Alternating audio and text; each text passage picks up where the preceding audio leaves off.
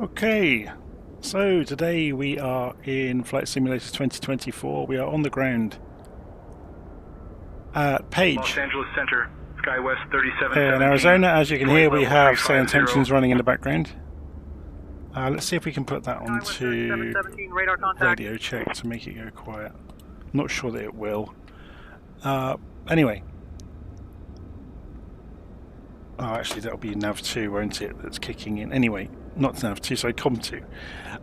We've got the updated and upgraded Comanche in front of us from A2A. So this is the Piper PA24 250 Comanche in Flight Simulator 2024, which has been newly updated and upgraded for the new simulator. And you can see the difference in quality as soon as you go and look around any of the details on the aeroplane. They really have gone to town with it. So we're going to go and have a look around the aeroplane first, and then we'll go take it for a flight. We're going to fly from Page up to Grand Junction. So we'll fly along Lake Powell and then out across the canyons along the way. That's interesting. That should have a tie-down unit on the ground, shouldn't it? But you can see even the knots are in the rope. It's quite freaky, really. So let's go and have a look underneath. See how much detail they've gone into. So it's nice and neat and tidy.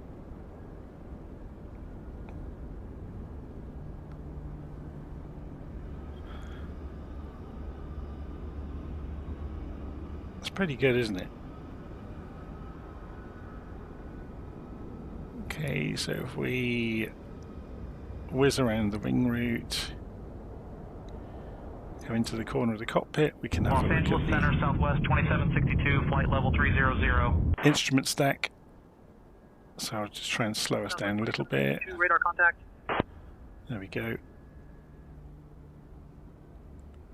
So you can see everything looks really, really good inside.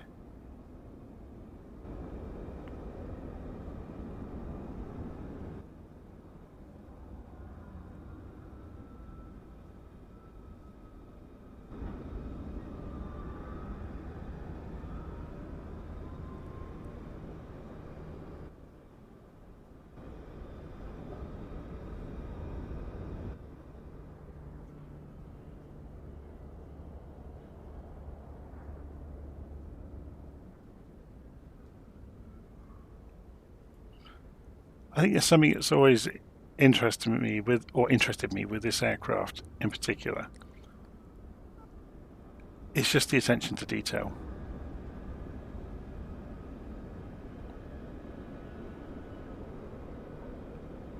You can obviously I'm in the drone camera, which doesn't clip when it hits objects, so it's up to me to stay away from things, not to break the immersion.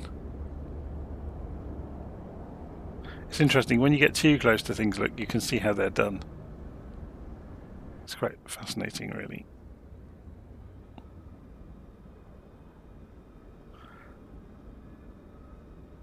Los Angeles Center, Delta 747, flight level 340.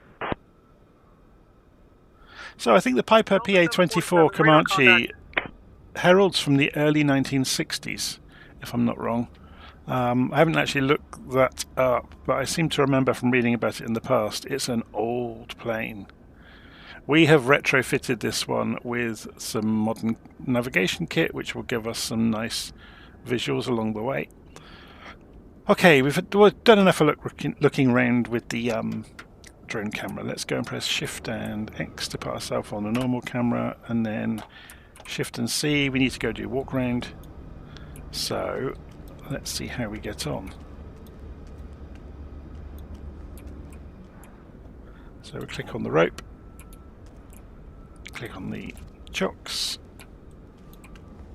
Now, is there anything we need to pay attention to here? Don't think so. I don't know if we can open the... No, that just puts you back inside. Okay. Let's go around this side then.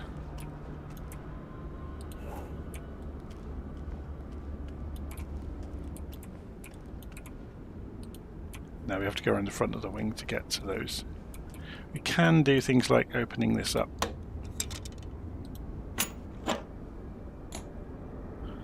And then if you look down inside really closely, you can see stuff in there. We can put that back in.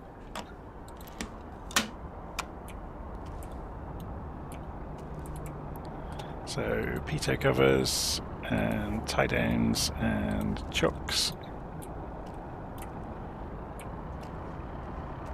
It's pretty cool, isn't it?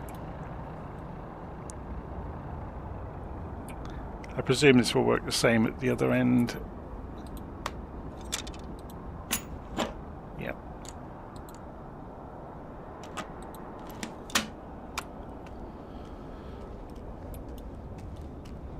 So, I'm being asked a question in the live stream, which do I think is better, the Black Square Bonanza or the A2A Comanche? So, complete personal preference. I don't like the Comanche looks. I prefer the Bonanza, but from a simulation point of view, I think this shades it. So if you want absolute realism of a, the way that the aeroplane works, then this is going to be the plane to have a look at. So you can see we've got a very high-tech gust lock on the yokes here, so we can go and remove that. We can pop the yoke off for the moment. Before we go too far, for anybody that hasn't seen this aeroplane before, I'm just going to remove the head tracking for a moment and pop the tablet up.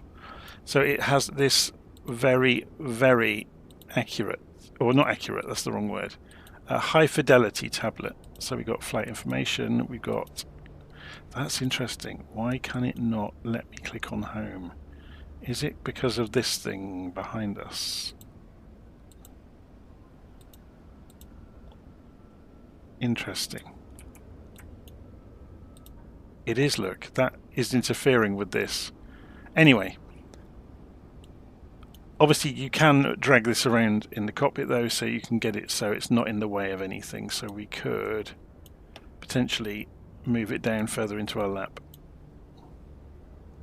So let's have a look at it. So this is the, as you will see, this is the normal flight sim tablet. So what we're actually doing here, we've gone into apps and we've gone to the A2A Comanche 250 app, which takes it over full size. So we've got flight information. So obviously lots and lots of data, and you've got checklists built into here. So we're going to wing it to an extent to get the engine started. We've got a GPS system, so you get to choose. You can hot swap out the hardware. We've gone for the GTN 750XI today.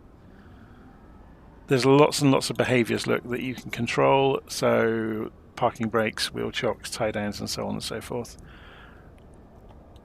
Batteries, heaters, autopilot modes. We've got auto start to start the airplane quickly and easily, and cold and dark, so that goes to the state basically. Now you can see here, look, cockpit persistence by livery, realistic parking brake, gyro drift, gyro sounds. So there's all sorts of little realistic touches to the aeroplane. If we go look in fuel and payload, we can obviously fill the aeroplane up with some fuel if we want to. We've got 30 gallons in each wing, which will be plenty for us today. And if you look in maintenance, there's various bits and pieces that you can fix on the aeroplane.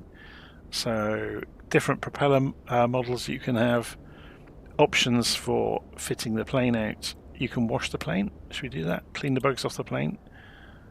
And there is an inspection routine. I'm not going to do it right now. Actually, let's just show you it. So it just shows you the status of things around the aeroplane. So you can overhaul it if you wish to. And obviously everything's green at the moment anyway, so we don't really need to. You've got a live engine analyzer that becomes animated when the engine's running. You've got engine status then. Then you've got the engine analyzer, which is very similar to the ones that are in the Black Square aircraft. And an electrical system diagram showing you what's going on. So you can see the battery is quite low at the moment. We need to go and run the engine up and get the generator on. So let's go and have a look. So if we look down between our legs, we can see there's the fuel selectors. So we're going to go and put both selectors forwards. we're going to come down in the cockpit and put the master switch on. Now, while we're doing this, I'm going to go and turn the volume for the airplane all the way up so you get to hear everything. I'm just going to check. I haven't set the controls up yet, so let's do that. Settings, controls, and I'm using an Airbus quadrant, and I want to go and change this to use basic throttle and propeller, actually.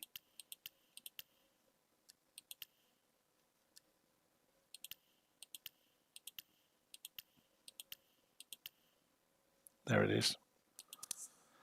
And resume. Let's go and check that with the cockpit. So we've got propeller control, we've got throttle control, and I'll do mixture by hand while we're flying around.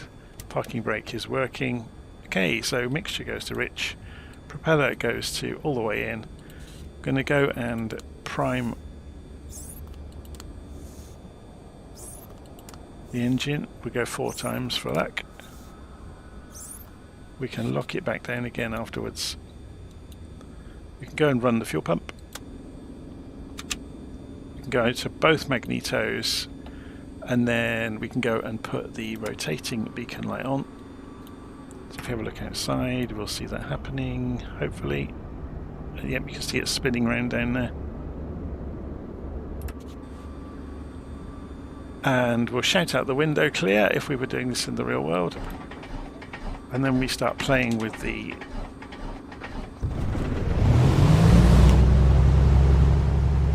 throttle.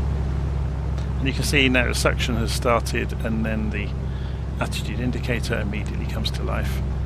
So we'll pull this back to 1000 RPM.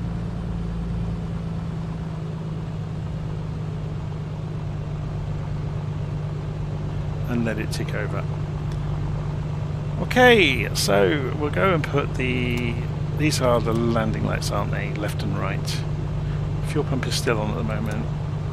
We can turn it off now, and we'll just wait for these to warm up. So you can see you've got amperage there, oil temperature, fuel gallons, left and right, fuel pressure, cylinder head temperature. So we're just going to wait for that to come up into the green before we go do anything.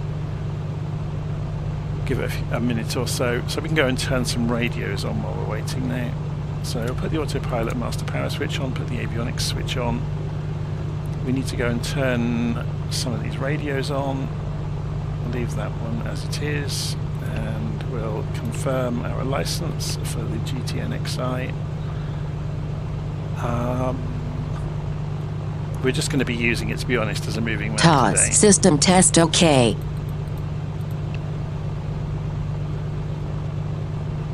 Okay, so we clear the steps on there. We go and calibrate the altimeter. Let's go over to, turn this on as well, turn the volume up on it, which will make it switch on. Okay. Just having a quick look around to see if we've missed anything obvious. No, it's all looking good. So, I think it'd be interesting to go and do some tests with the engine. Oh, and I can show you this tablet while we're here with what it does. So you can see, look, this is charging, so it's actually the alternator is putting power into the battery at the moment. You get to see the engine with the temperatures going on. So you can see the amount of torque being generated, and RPM, power, thrust.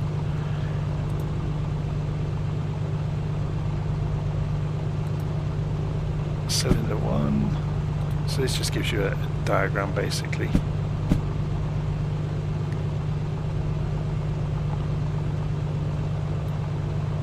So if we jump over here, oh, they've already closed the door. I thought we hadn't done that, but do we need to lock it then? Maybe the wind shut it. Yeah, I think the wind shut it.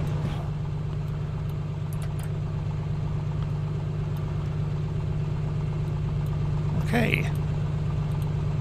Oh, of course it will be the draft from the propeller will have blown the door shut, of course.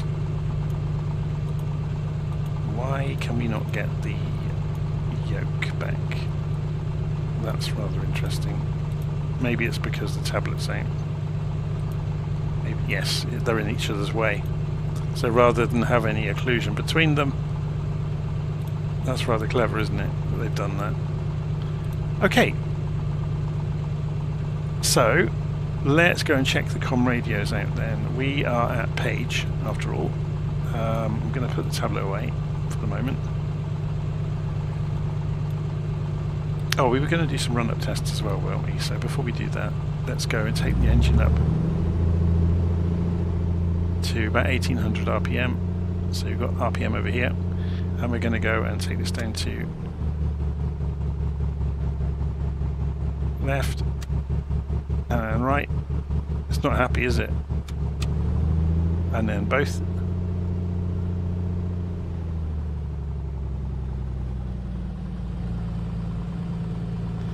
Okay, and then let's try running the engine at low RPM. Or running the propeller at low RPM, I should say.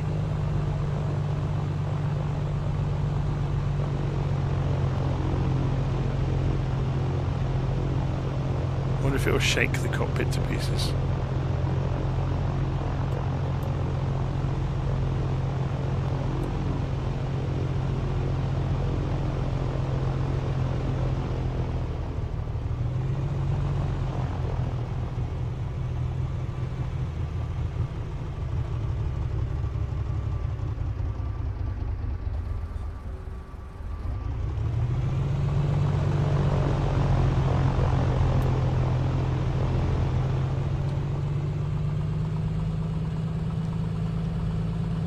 Okay, we've had our fun with playing with the engine.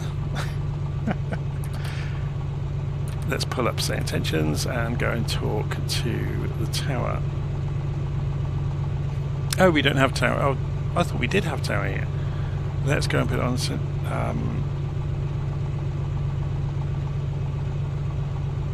Interesting. I thought we would have tower. Anyway, I'm not going to worry too much. I'm just going to have a look. So, Page Municipal. Oh, it doesn't. I thought it did have a tower. So it's just looking out for ourselves then on the way out.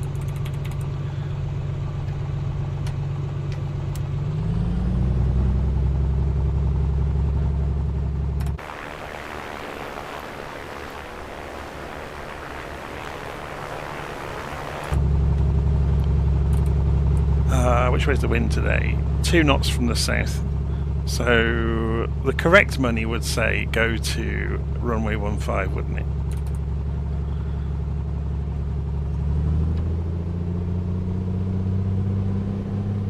Interesting. Yeah, the I've got 2 axes for the brake because there's a bit of a glitch in the simulator sometimes. And sometimes the joystick doesn't reset itself properly. So I'm just fixing that.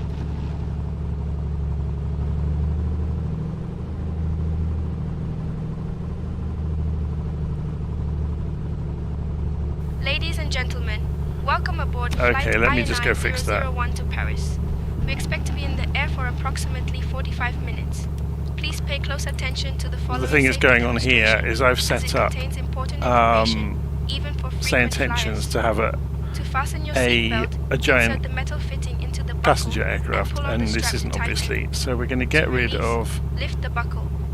Remember, the girl doing must the be fastened whenever the seatbelt sign is illuminated. the cabin. Please return your seat bags and tray tables to the upright position and ensure that your window Intercom blinds channel are 2 open will for be takeoff and mentor. landing. All mobile phones and electronic devices must So be set tour to guide flight can mode. be Laptops or larger Sarah, devices must be and securely stored mentor during can takeoff be and landing. Smoking and the use of Charles from e-cigarettes Wilson, are strictly prohibited anywhere on board, including the lavatories.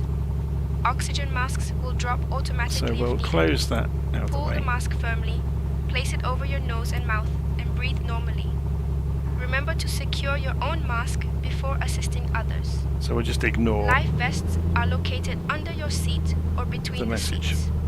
To put it on, pull it over your head, fasten it, and inflate it only after leaving the aircraft.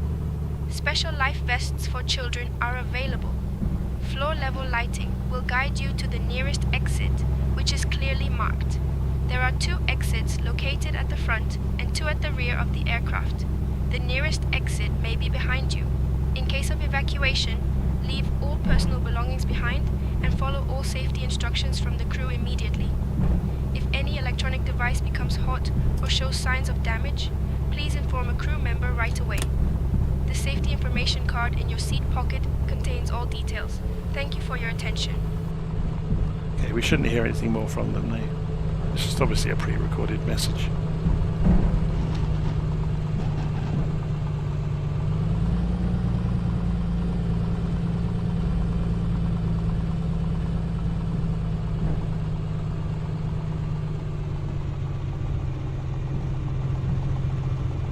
Make sure there is nothing coming.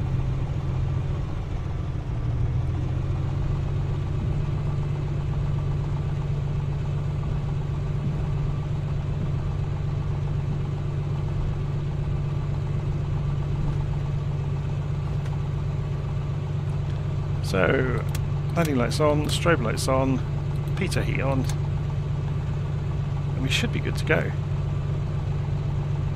Just checking around everything. What else should we be at? We're at 4.5, so we don't actually need rich mixture, do we? Not fully rich. So while we're here, I'm just going to do a run-up test again.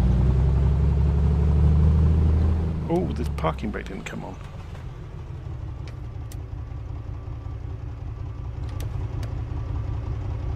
It's on this time.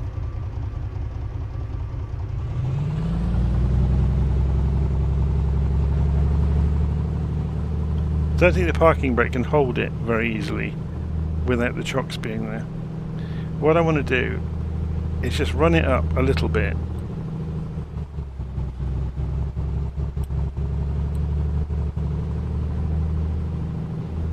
Just to lean it out and see what we can get away with. That'll do.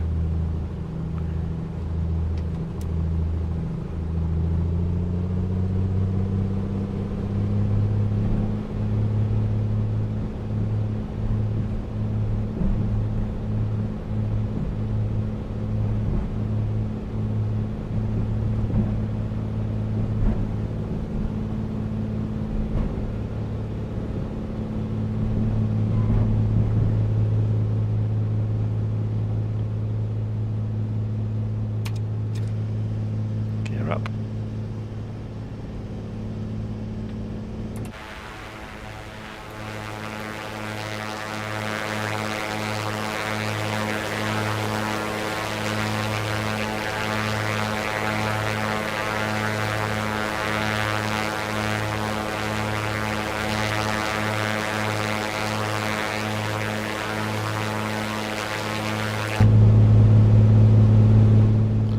Okay, let's go and check the sign again. TB and 6 Alpha, here, turning right downwind, runway 33. So we're going to turn the ATC TB and 6 Alpha and... Sierra, not seeing you on radar. Double check 5-2-2-6.I-dent again. Page trap, TB and 6 Alpha Sierra, turning final, runway 33, full stop.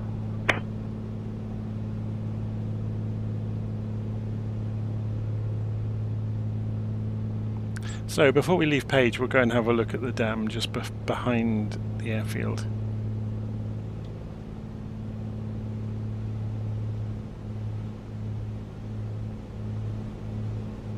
Los Angeles Center, Skywest 6409, flight level 340. Skywest 6409, radar contact.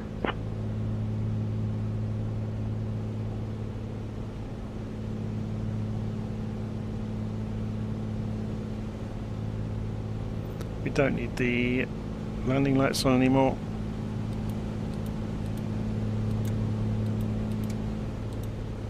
Put the yoke back on.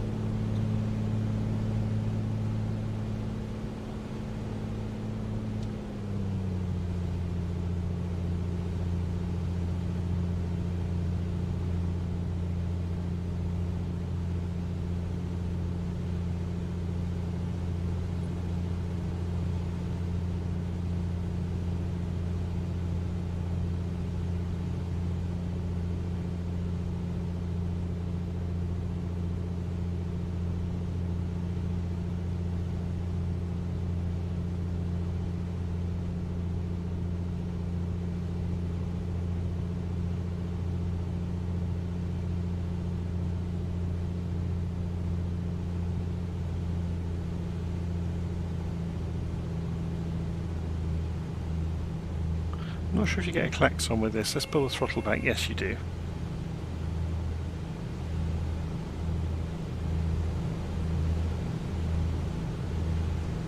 And there's a scenery aberration down here. Look, that's a shame, isn't it? You'd think they would have fixed that. Because the rest of the scenery around here is lovely.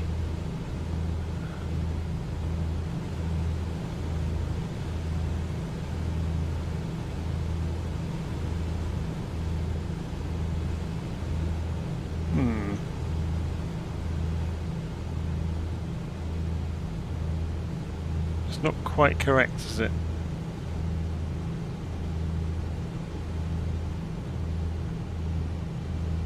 Looks like they've had a tragic accident.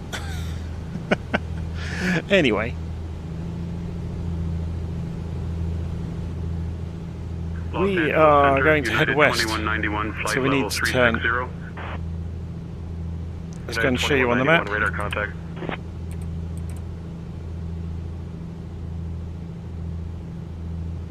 Oh, sorry, east, not west. What we're talking about. So we're going to get over the water and we'll follow the general direction the landscape takes us.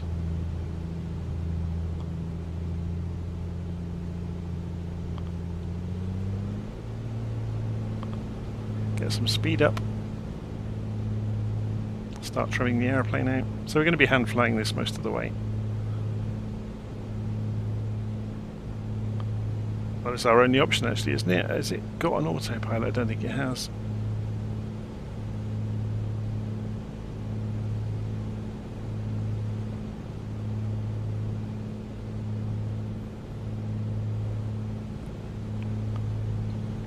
Well, it kind of has, if you remember, if you look inside the tablet. It has this, where is it? Controls. Yeah, we got a basic autopilot here that we can turn on and off. It's kind of hidden away.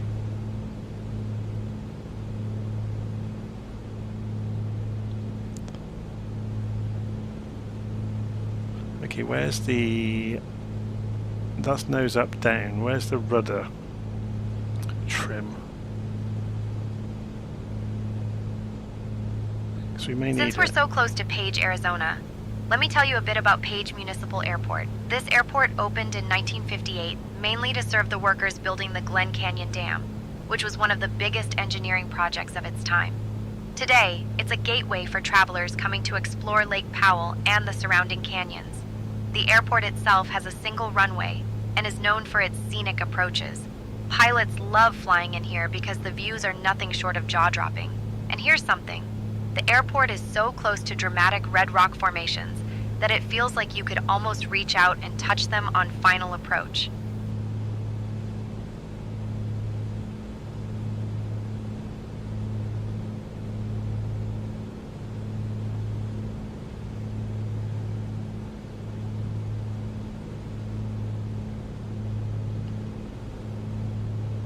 I'm just looking down to see if there's an easy way of trimming the rudder. Because it will stop the roll.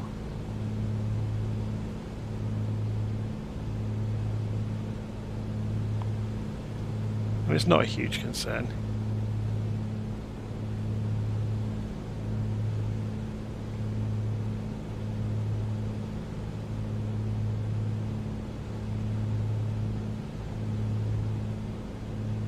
Los Angeles Center, Southwest 2776, flight level 360. Radar contact. Interesting. Oh, no, that's nice. So that's your basic autopilot, isn't it? Heading mode. Track. And standby.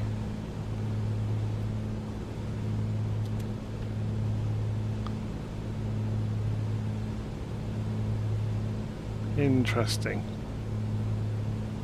Anyway, we're going to be hand flying most of the way to have some fun. Should we drop down into the bottom of here. Or not down to the very bottom, but we'll fly along and see how we go.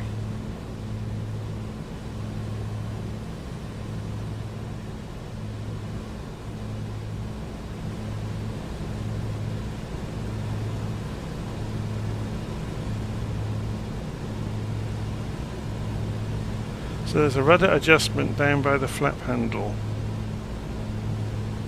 Terrain ahead. Terrain ahead. No, there isn't.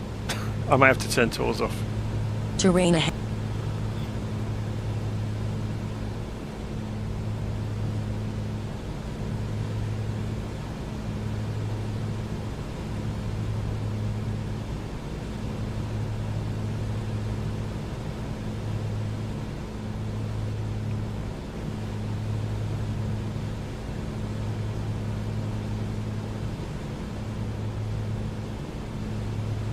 $500.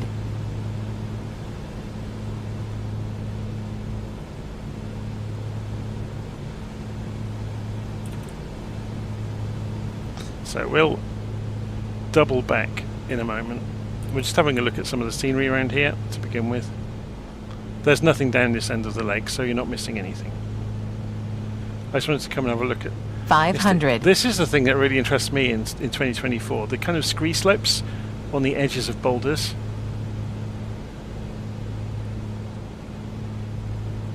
If we zoom out, we can see where we are in relation to the main lake. There we go.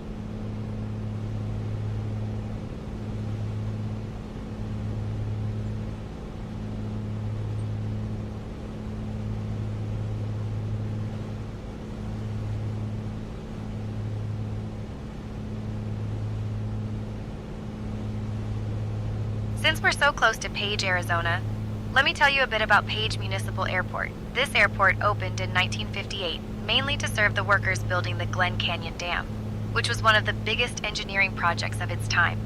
Today, it's a gateway for travelers coming to explore Lake Powell and the surrounding canyons. The airport itself has a single runway and is known for its scenic approaches.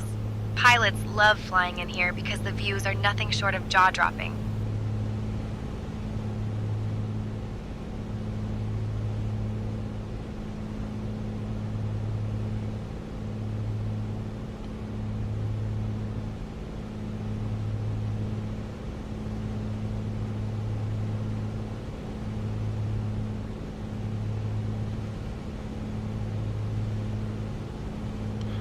Go through this side. Is there a gap? Or do we pop over the top? Okay, we'll just pop over the top. We can always divert left if we're going to run out of airspeed. We're turning some of our airspeed into altitude.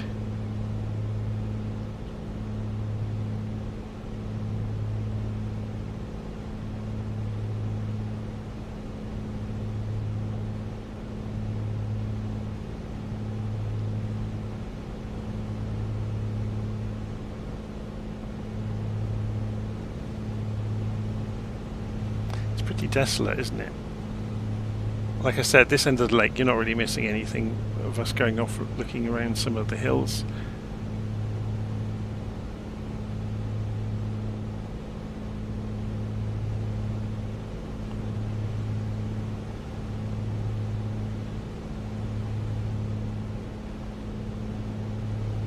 So I'm not sure how many people know, but Lake Powell is actually an artificially created lake.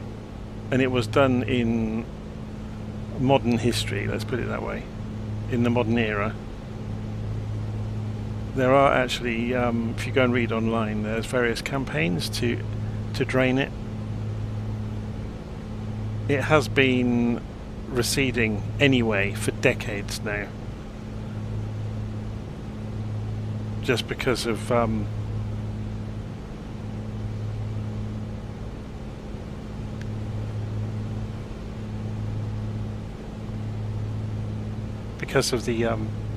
what do you call it? 500. Increasing global temperatures. Global warming, as people sometimes call it. But yeah, the lake is slowly evaporating away anyway. But it was artificially created.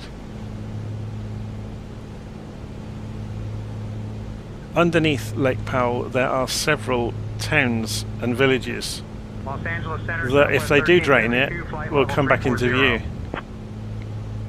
Southwest 1372, radar contact. And there's several 500. Native American settlements, like prehistory ones, that will reappear if it's drained as well. It's like a mirror, isn't it? I've got the weather on live, but I don't want to get that low because it's so dangerous when the water's that flat, because you can't see any texture on the surface. We also almost need a boat or something to go racing across it to cause some ripples.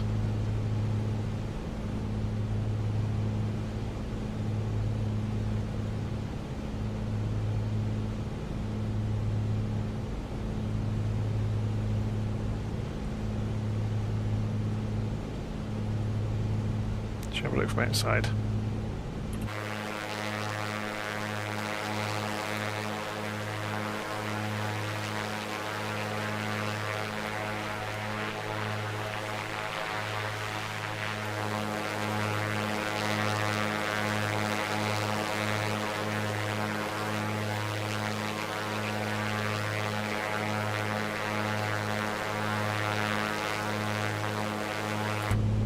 To look where I'm going.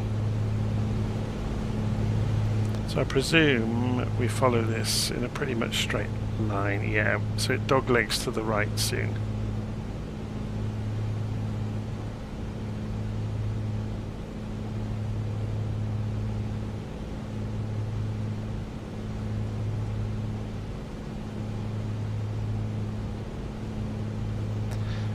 If I pull up a map alongside us, I can tell you where we are without resorting to the tour guide.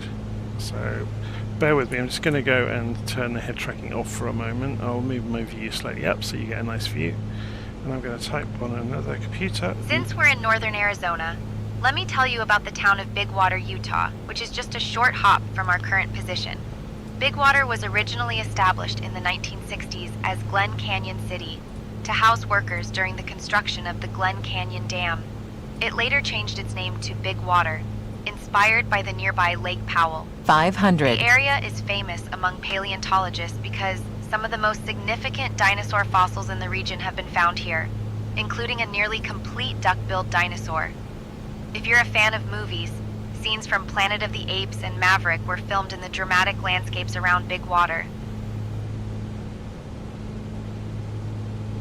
Okay, so I've got the map working.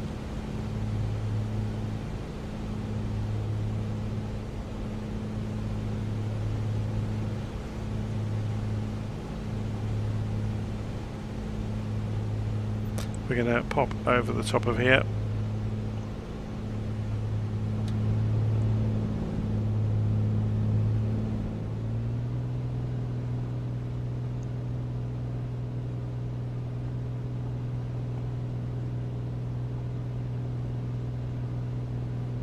$500.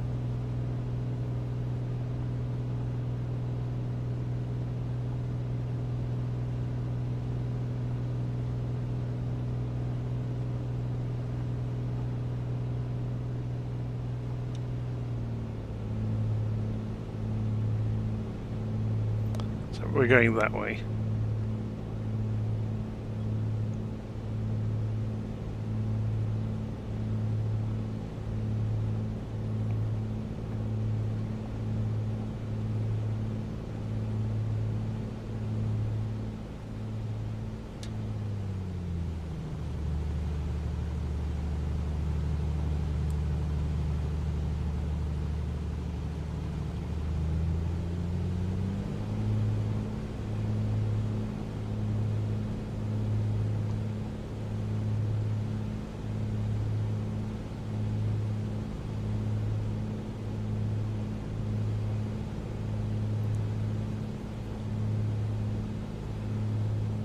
Los Angeles Center, Sun Country 421, flight level 360. Sun Country 421, radar contact. So this is essentially part of the Colorado River, Lake Powell.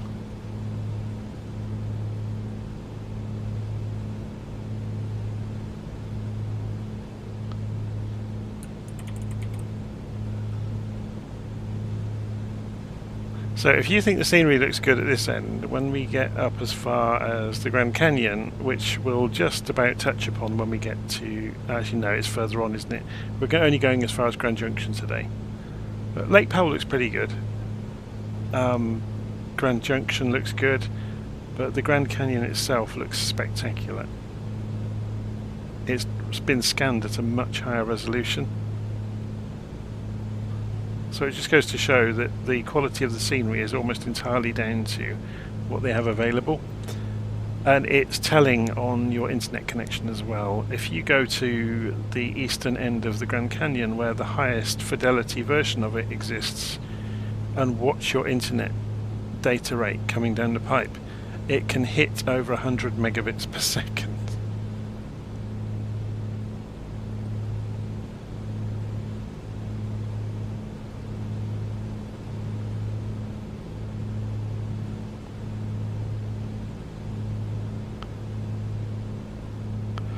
Okay, so we just follow this along for a bit.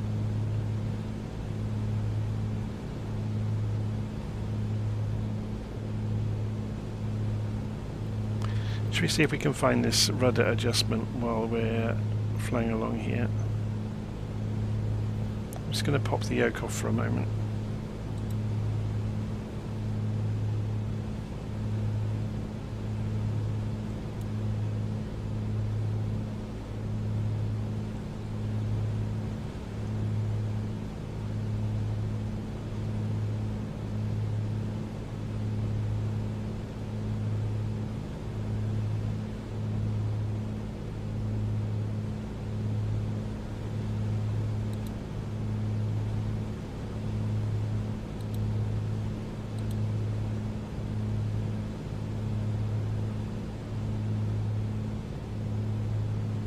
Since we're flying near Navajo Mountain, let me tell you about this incredible landmark.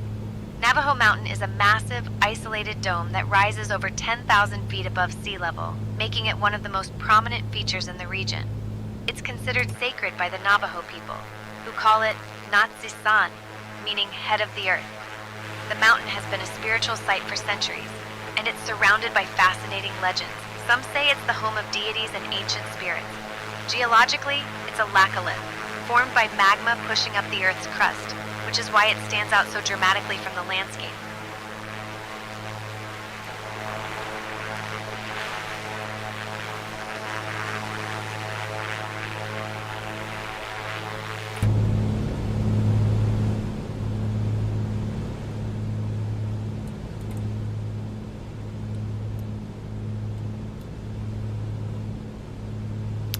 So we are heading that way. Let me straighten the view up.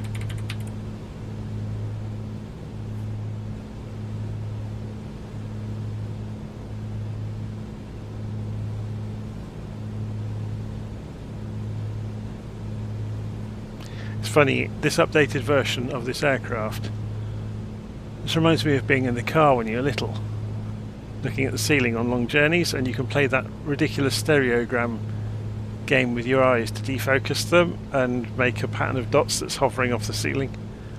Don't know if anybody else ever did that when they were young.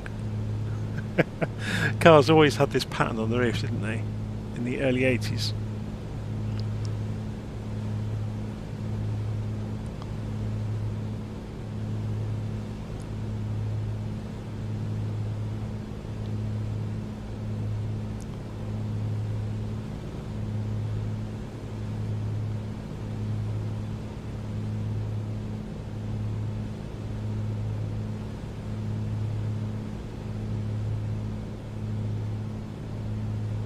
How's the engine doing? It's all fine, look, it's all in the green. Very good. So we need to turn right here. The main flow of the lake follows these S-bends.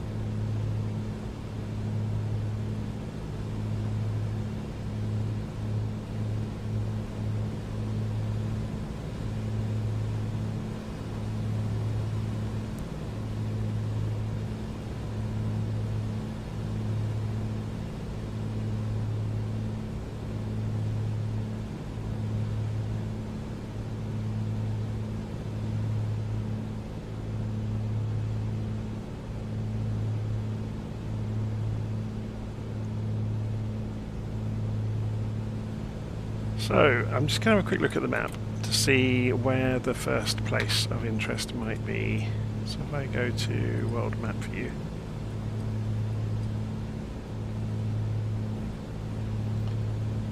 so out over here, yeah, it's too far away.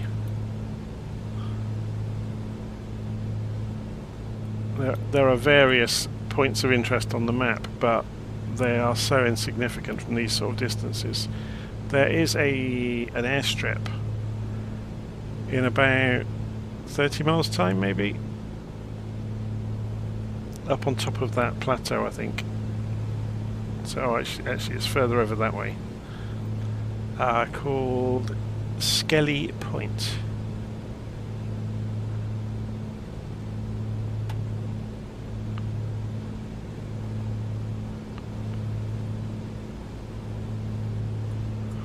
So what we're going to do is follow this route around and then go up one of the inlets and then skip over the top, just to make it a bit more interesting.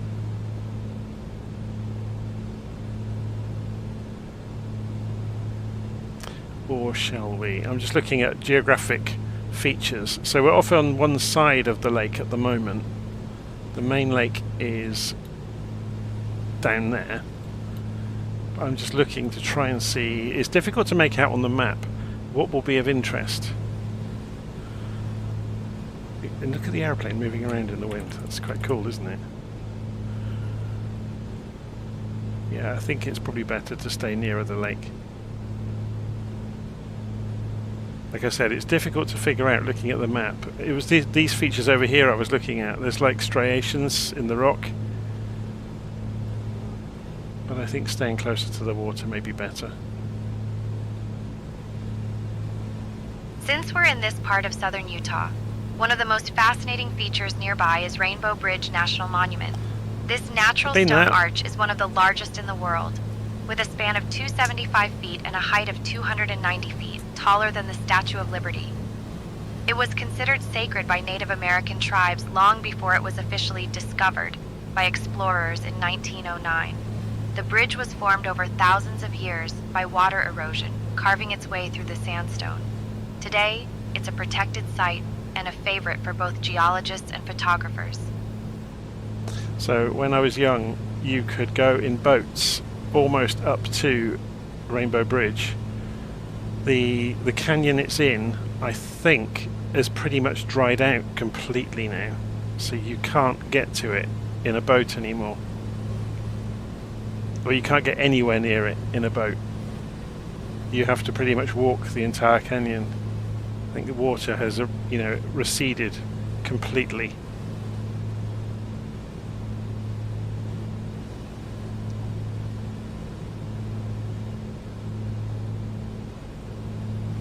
I'm just trying to remember where it is. It might be over here.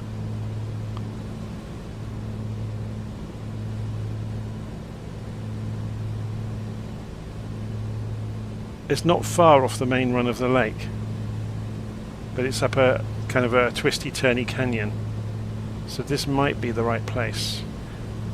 If I pull up the satellite map, I wonder if... No, it doesn't really mark. I wonder if LittleNavMap's got it.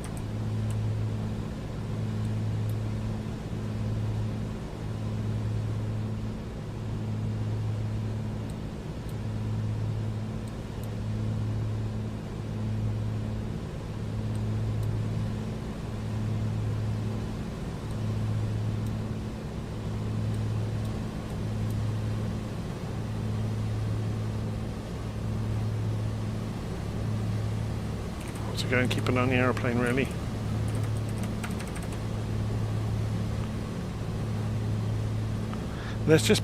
I'm just going to pause this in for a moment so we can go and do this properly.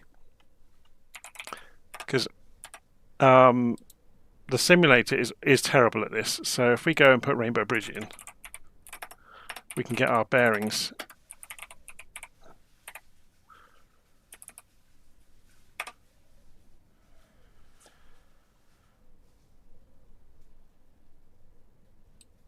So, yeah, it's right at the other end of the lake. We've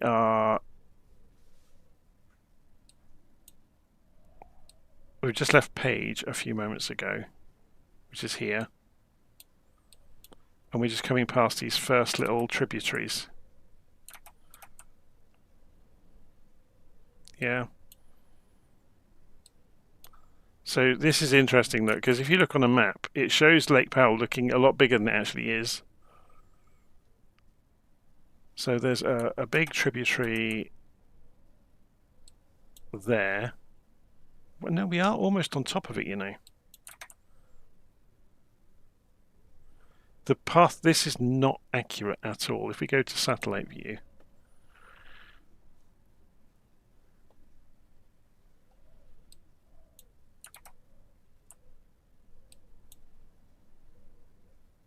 because look, these have all dried out.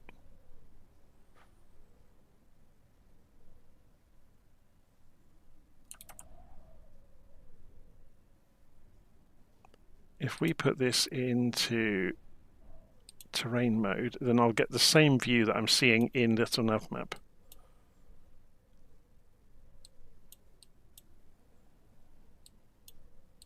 Swaweep.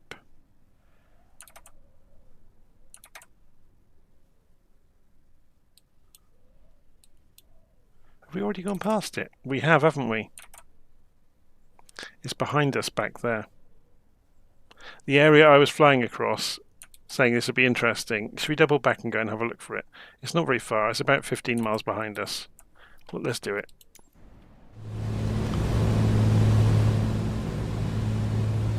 I've got my bearings now. I couldn't place where we were on the map, and it's because we were looking in the wrong area.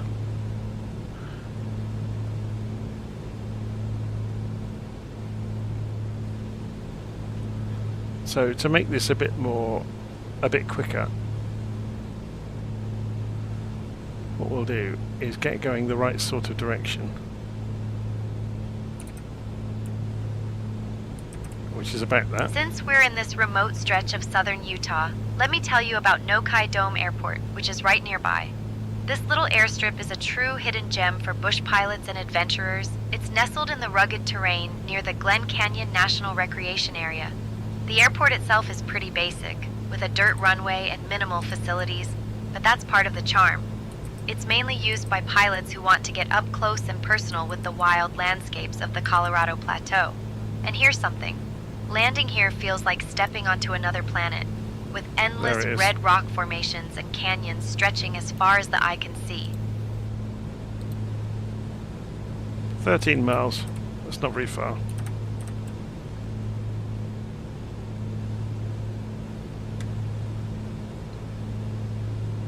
It's interesting that where I'm using the trim, you can see it rotating. That's really nice. Okay, we're going rock formation hunting.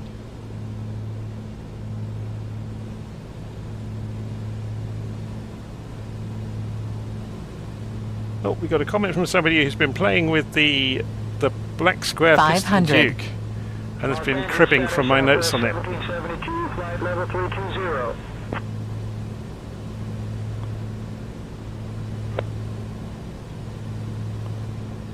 So we're just backtracking slightly along Lake Powell to go and have a look for Rainbow Bridge. I'm not sure if we'll be able to see it. I think it might be painted on the ground when we get there, because it would require 3D assets to make it.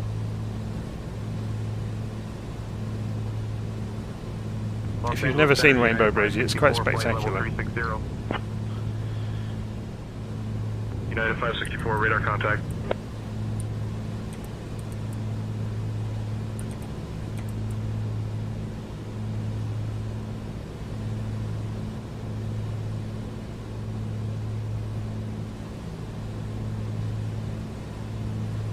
500.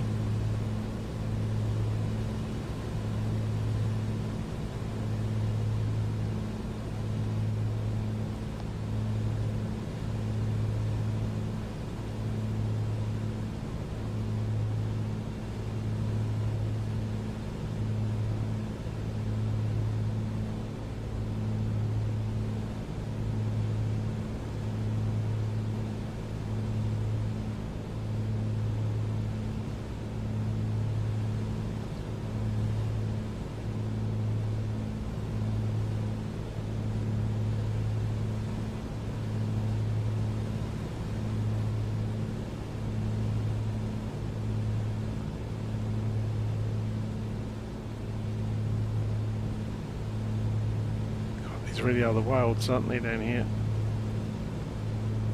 So, we must be getting fairly close. Yeah, we're about 8 miles out, look. So, go directly across all of these outcrops.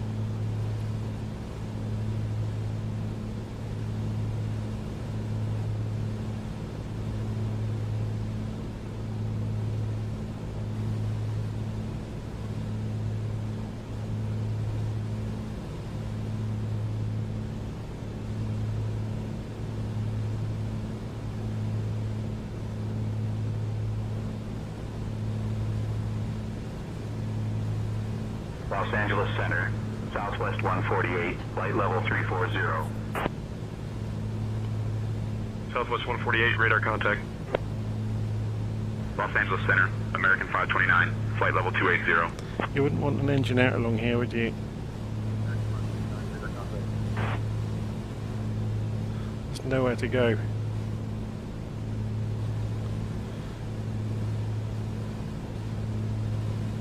I suppose there's a few little flattish bits of grass here and there, but you'd need some altitude to get to them.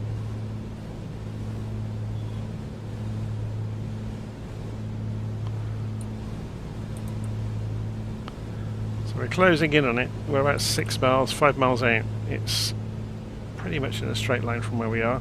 So we'll start looking. I doubt we'll see the proper shape.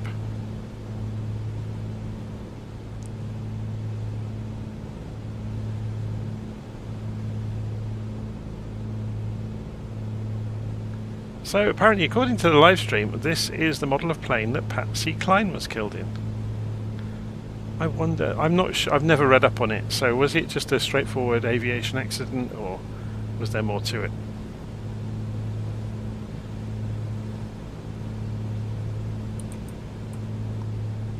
So it's going to be down here somewhere. There it is. Since we're in this remote part of southern Utah, the closest spot of interest is Navajo Mountain Airport. This little airstrip is a real adventure for bush pilots. It's got a dirt runway and not much else, but that's part of the fun. No, that's an optical illusion. It was built to serve the Navajo Mountain It's going to be one of these. Which is one of the most isolated places in the region. Pilots who land here get to experience some of the most dramatic scenery in the Southwest, with red rock mesas and canyons all around. And here's something. The airport is so remote that sometimes the only way in or out is by small plane, especially when the roads get rough.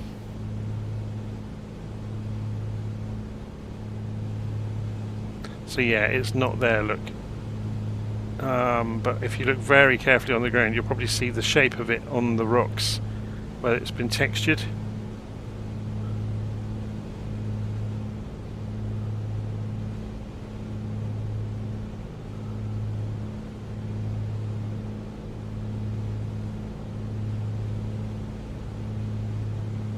We'll circle round. Let's go to the outside view.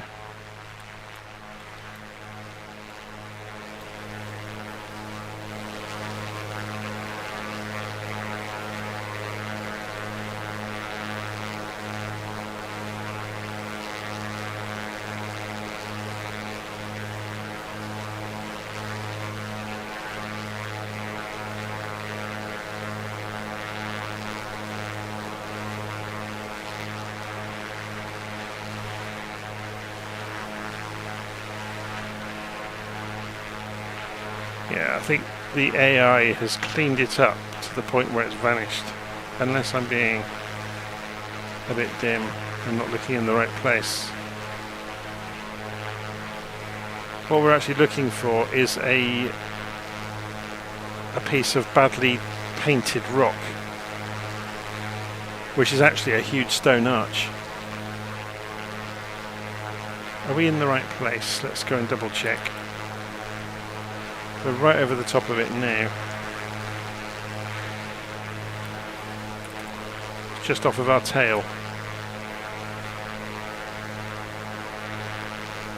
So it's here.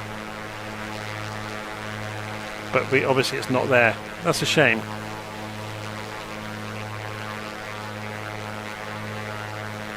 If we go right down into the canyon, I wonder if we can make it out.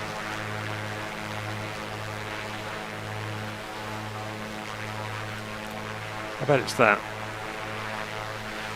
That looks actually that looks right.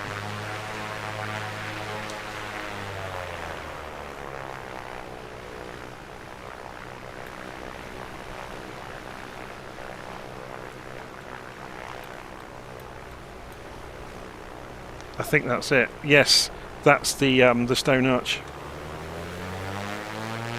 They painted it onto the floor though. It's there.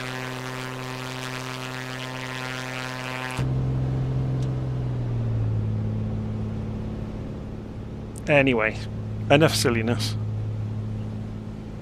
Let's carry on along Lake Powell out towards Grand Junction.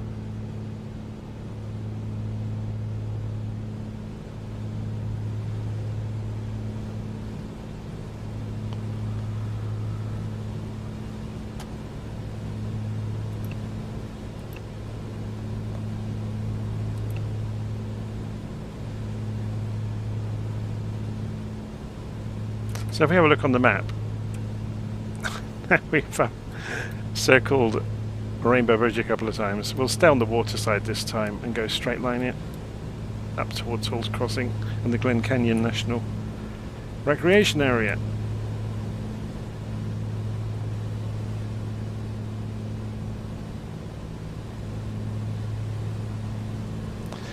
So we've got a comment there that somebody flew over the Nazca lines in 2020. Yeah, you'll find that the photographs you see in books have been modified and have been contrast enhanced. The Nazca lines really aren't as impressive as Eric von Daniken would have you believe. And they are, you know, very old and they are being eroded.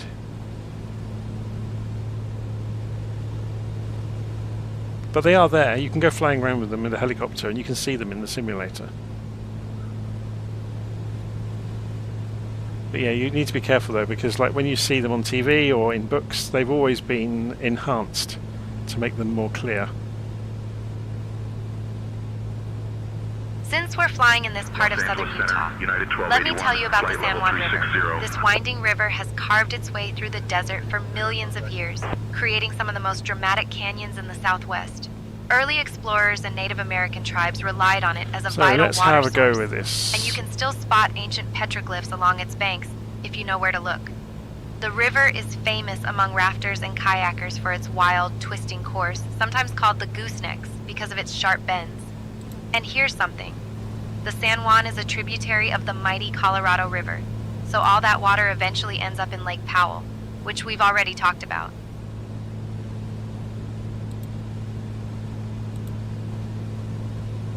That's interesting that you can't see the light on the instrument.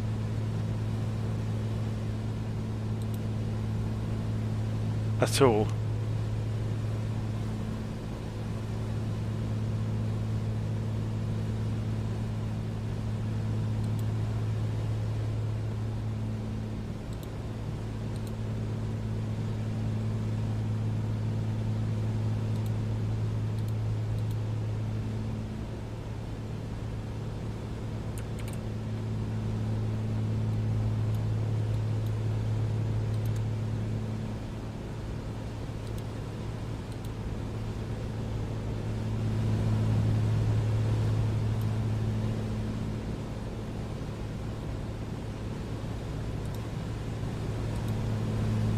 Okay, it just takes a second or two to switch on.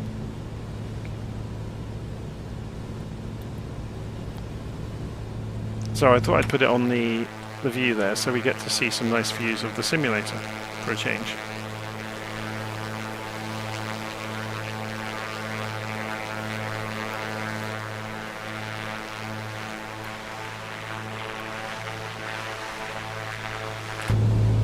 So one of the places I would love to see in the simulator that I don't think is really covered very well is Roraima in Venezuela. It's known as or its common name, I guess, is the Lost World. So it's the place that Conan Doyle based his books upon. So why is this not holding altitude? Oh, I switched it off, that's why. There we go.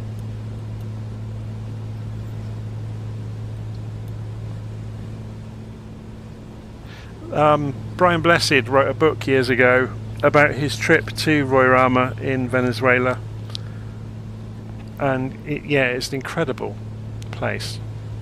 It's a tabletop mountain, and the top has been cut off from was cut off from civilization for thousands of years. So there are all sorts of species up there that don't exist, and that's obviously what gave Arthur Conan Doyle the idea for the Professor Challenger story with the dinosaurs and stuff.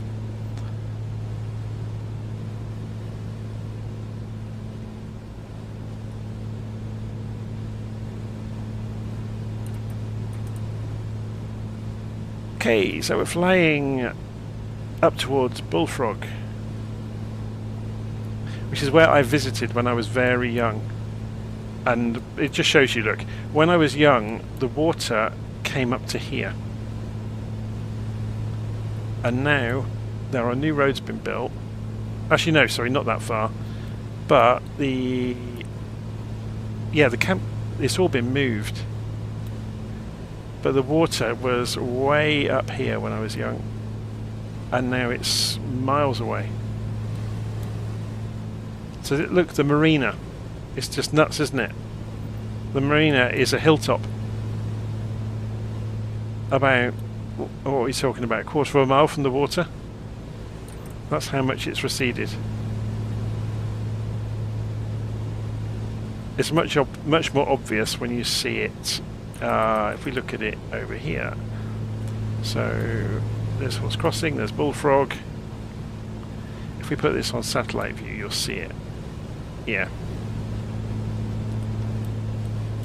So that used to be the marina with the boats here, look.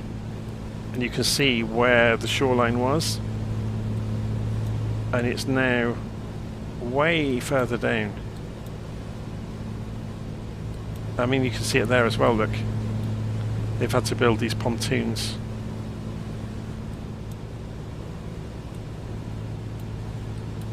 And roads to get to them. It'd be interesting to look at satellite pictures from, say, 40 years ago, 30 years ago. That's interesting. Look, the Anasazi restaurant. This is. Did anybody watch the X-Files movie? The Anasazi. Since we're in this remote stretch of southern Utah, the closest spot of interest is No-Kai Dome Airport. This little airstrip is a true hidden gem for bush pilots and adventurers. It's nestled in the rugged terrain near the Glen Canyon National Recreation Area. The airport itself is pretty basic, with a dirt runway and minimal facilities, but that's part of the charm. It's mainly used by pilots who want to get up close and personal with the wild landscapes of the Colorado Plateau. What is that? There's something here. It's a building, isn't it? Right on the outcrop. It's in the hillside.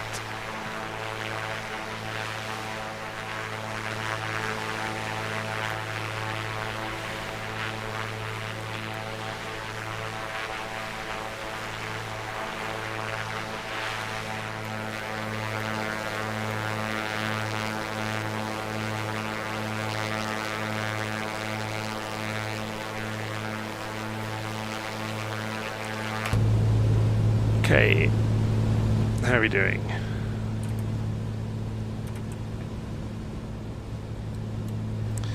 So this is LittleNavMap, obviously, which is free.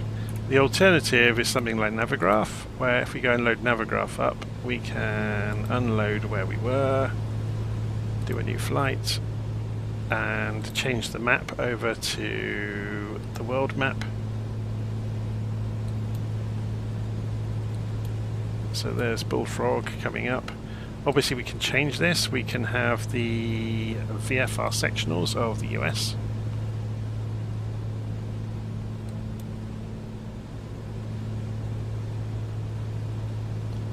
We can also have satellite maps.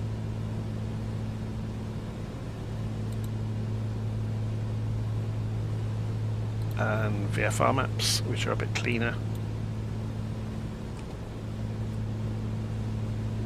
So as you can see, there's an airfield at Bullfrog.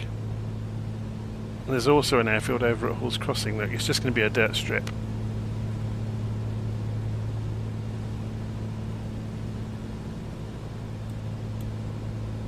It might be interesting to see if we can land at Bullfrog.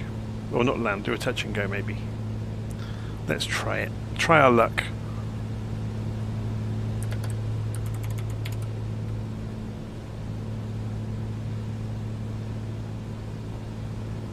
So if I disengage the autopilot.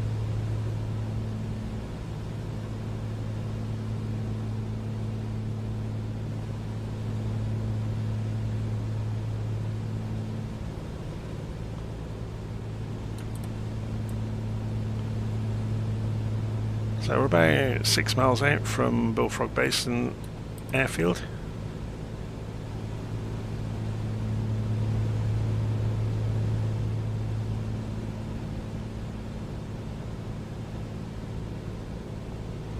So you can see there's Bullfrog Marina.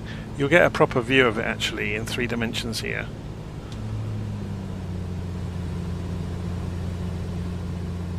It's quite desolate out here, isn't it?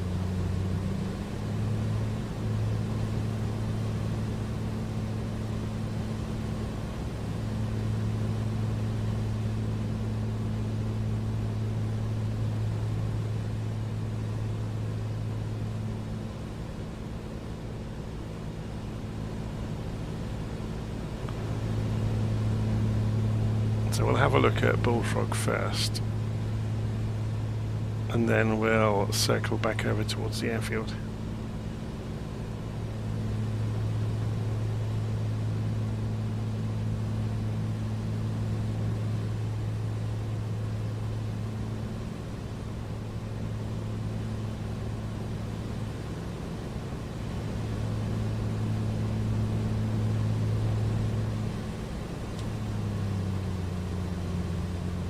Let's get rid of some speed on the way in.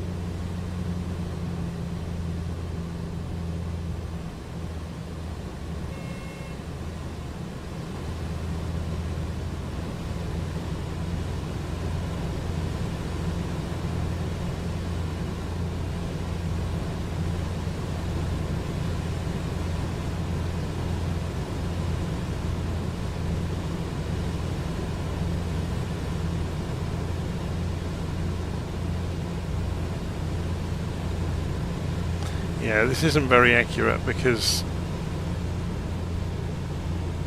it doesn't actually look like this. Since we're so close to Bullfrog Basin Airport, let me tell you a bit about it. Bullfrog Basin Airport is a real gateway to adventure in the Glen Canyon National Recreation Area. It was built in the 1960s to provide access for visitors coming to explore Lake Powell and the surrounding canyons. The airport itself is pretty unique.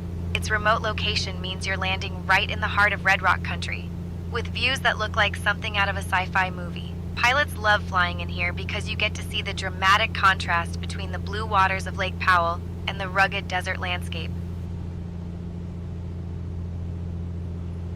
Okay, well, let's ask her what she knows about Bullfrog itself. What can you tell us about Bullfrog itself? So there's the airfield. Let's do a left pattern in, come in the other end. Bullfrog is a small community named after a rock formation that supposedly looks like a giant bullfrog. Locals have a great sense of humor. It's mostly known as a gateway to Lake Powell, attracting boaters, anglers, and adventurers who want to explore the lake's winding canyons. The area really took off in the 1960s after the Glen Canyon Dam was built, which created Lake Powell and turned Bullfrog into a hub for recreation. There's not much in the way of permanent residents, but during the summer, the place buzzes with visitors.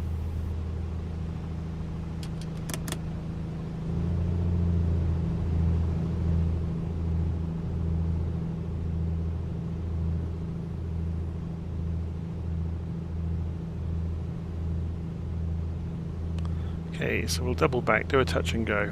So I've already dropped the gear. I thought I had.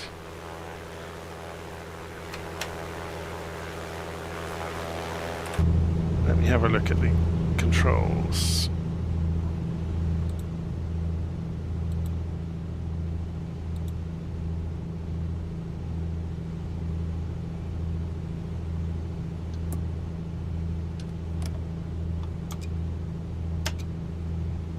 Oh, it's a three-way switch.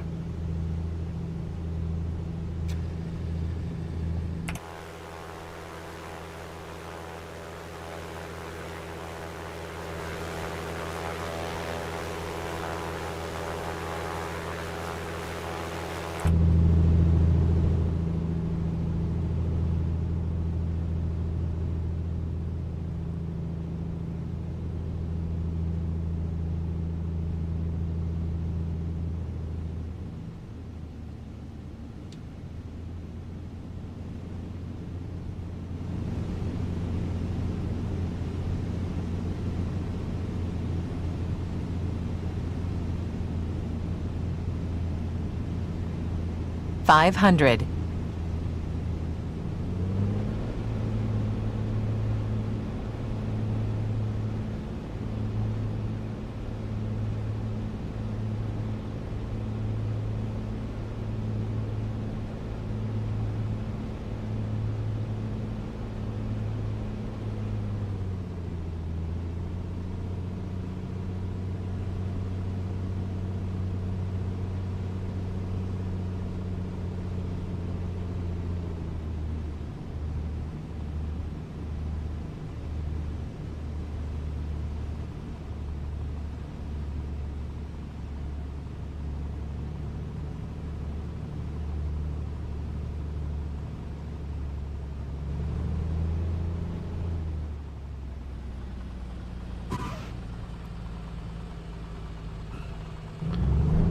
That's interesting. The airplane got really twitchy when it got near to stall speed. It started to sink alarmingly.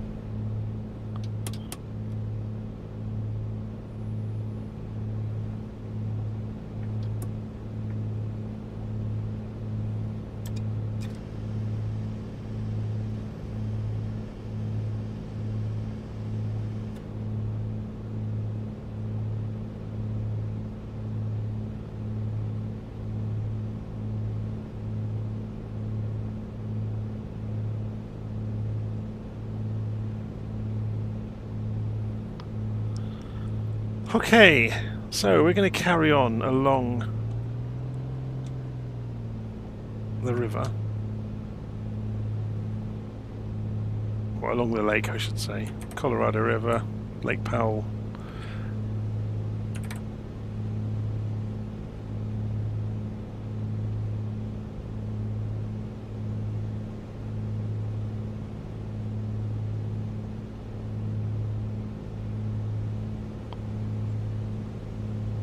If we ever play with the time, we could wind it back into the morning and we should get the sun coming up right in front of us, which would be quite cool.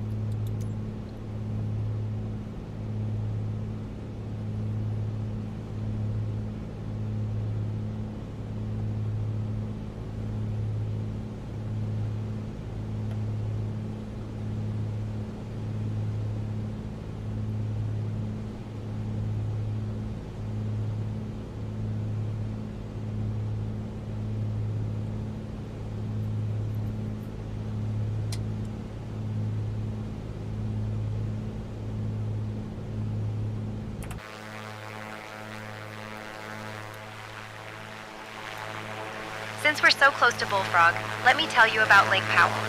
This massive reservoir was created in the 1960s when the Glen Canyon Dam was completed, flooding hundreds of miles of canyons and turning them into one of the most unique landscapes in the United States. Lake Powell stretches over 180 miles and has nearly 2,000 miles of shoreline, more than the entire west coast of the continental U.S. It's a favorite spot for boaters, kayakers, and even pilots who get to enjoy the striking contrast between the deep blue water and the surrounding red rock desert. The lake is dotted with hidden coves and dramatic rock formations, some of which are only accessible by boat or, in our case, with a bird's eye view.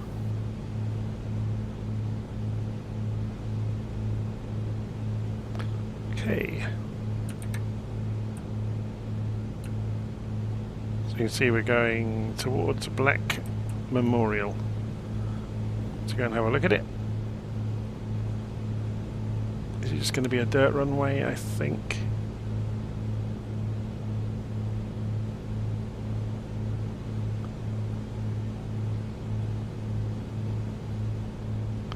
It's a couple of miles further on.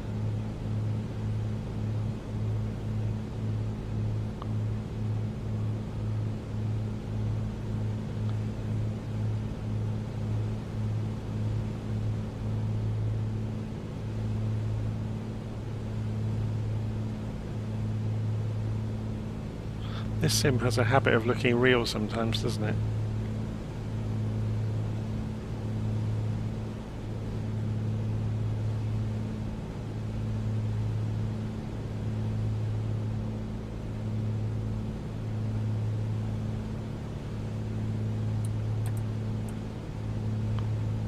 Nearly there.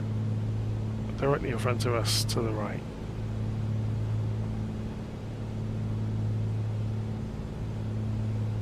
Yeah, we can see it. There's a stretch of very, very flat ground carved into the rock.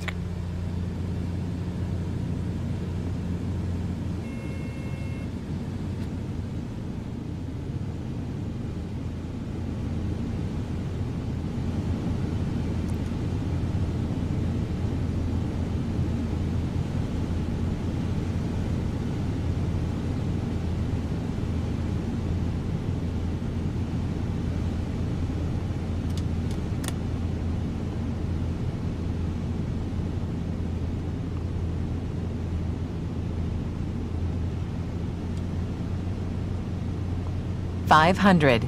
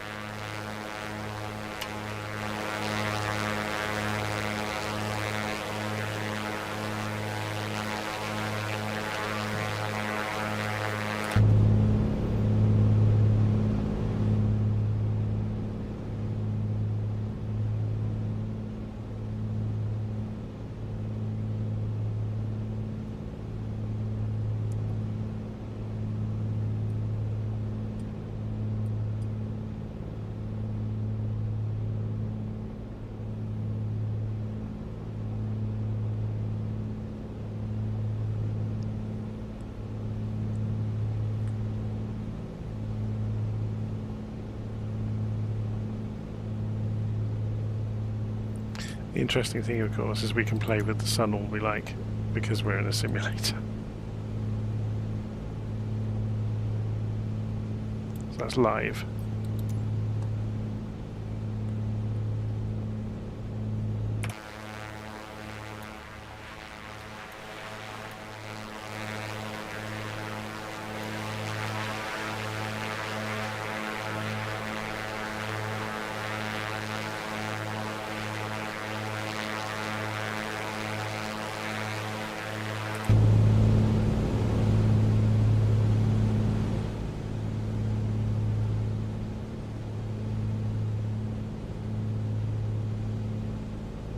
Since we're flying over Cal Black Memorial Airport, let me tell you a bit about it. This airport was named after Calvin Black, a Utah state legislator who was instrumental in developing the area. It was built in the late 1980s to provide better access to Lake Powell and the Glen Canyon National Recreation Area. The airport is a favorite for pilots who want to explore the remote beauty of southern Utah without the crowds. With its long runway and minimal facilities, it feels like a true outpost in the desert.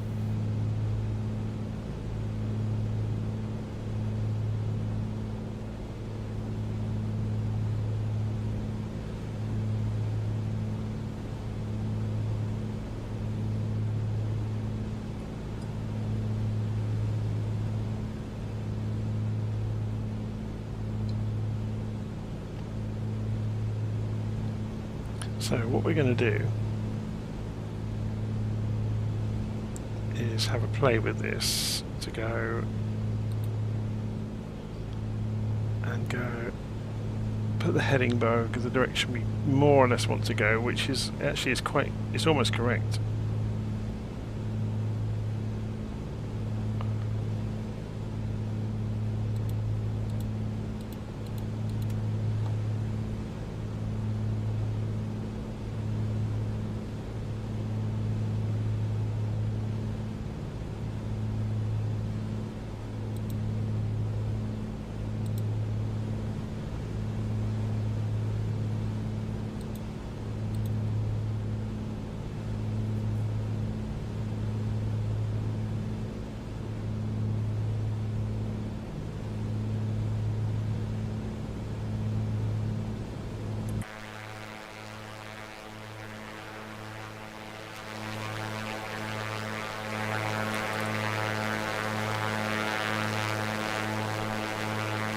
So let's pull up a map while we're doing this. So we're heading back towards the main run of the lake, and we'll run out of Lake Powell in a moment and go out across the Canyonlands.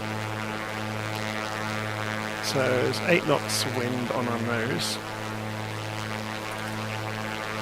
I think what we might do, so people get to see some of the landscape rather than it being such a low vantage point, is I'm going to climb.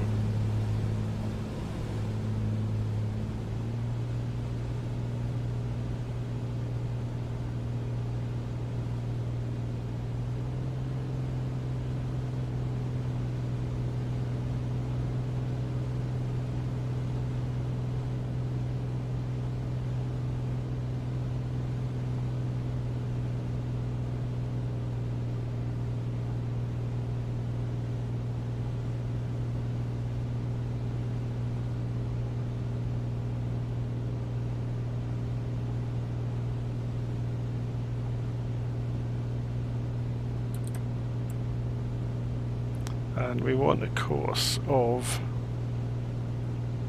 about 35 degrees-ish.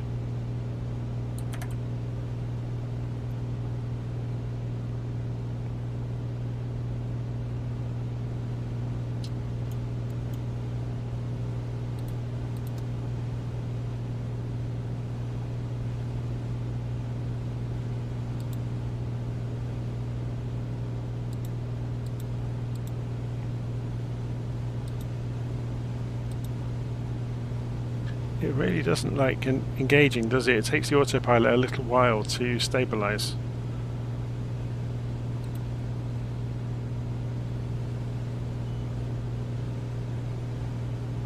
So 6,800 feet. That's interesting. So this had drifted quite a lot.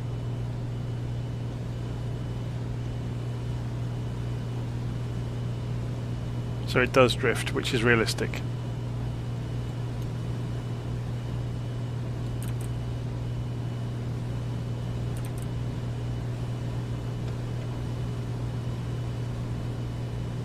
If we go for 30 degrees to counter... Oh no, the wind's in our nose now, look. Now we've climbed a little bit away from the hills, so we do want about 35. I just climbed high enough so we're not going to risk hitting anything. Now we can sit outside and enjoy the view.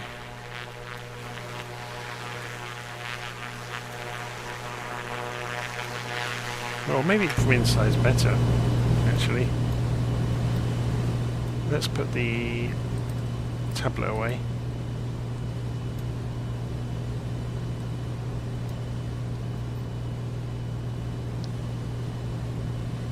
Since we're in this part of southern Utah, the closest spot of interest is Hall's Crossing. This little community sits right on the edge of Lake Powell and is best known for its ferry, which has been shuttling vehicles and people across the lake since the 1960s. The ferry is a lifeline for folks wanting to get from one side of the lake to the other without a massive detour. Talk about a shortcut. Hall's Crossing started as a simple crossing point for cattle drives and has grown into a jumping-off spot for boaters and adventurers exploring the canyons. And here's something. When the lake is really low, you can sometimes spot remnants of the old wagon road that pioneers used before the dam was built.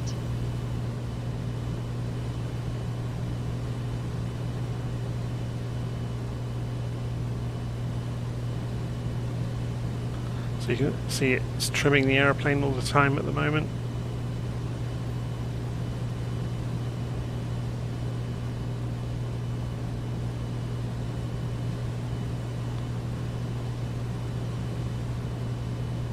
We pull the power back a little bit, pull the RPM back.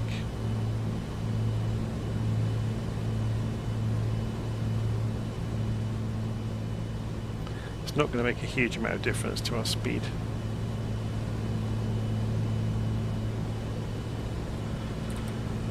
Okay, so we're following the track up towards Grand Junction, so we get to admire the scenery along the way.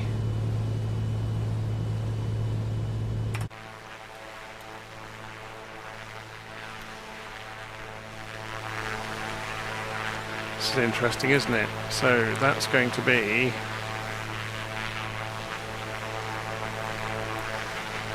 Good Hope Rock.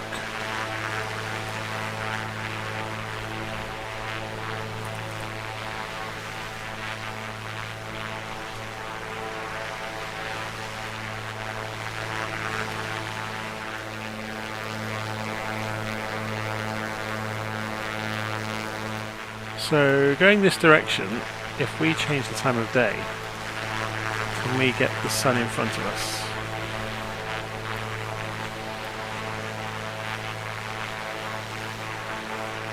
Not really. It's over there, looks.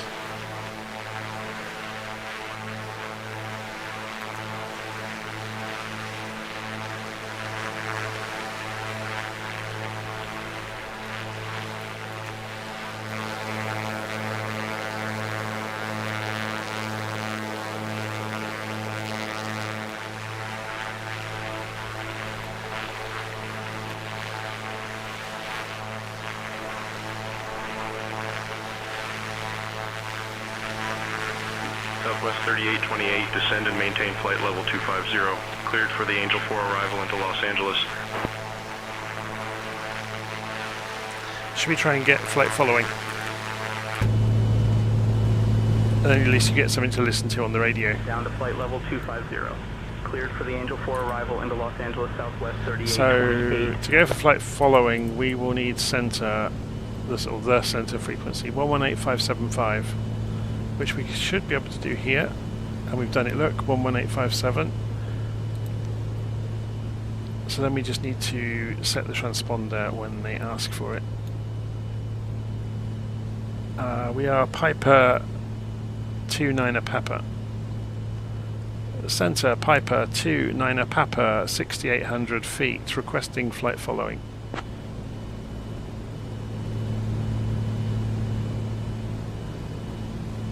Piper 29 Papa, stay destination and type aircraft. Piper PA24 250 Comanche. Destination is Grand Junction. 29 Papa.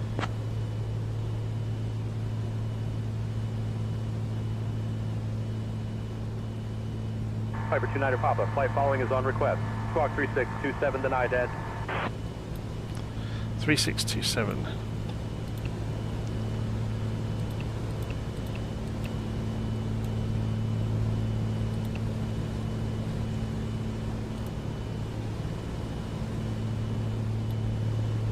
Piper 29er Papa, radar contact 8 northwest of Paiute Canyon Airstrip at 6700 feet, height altimeter 3033.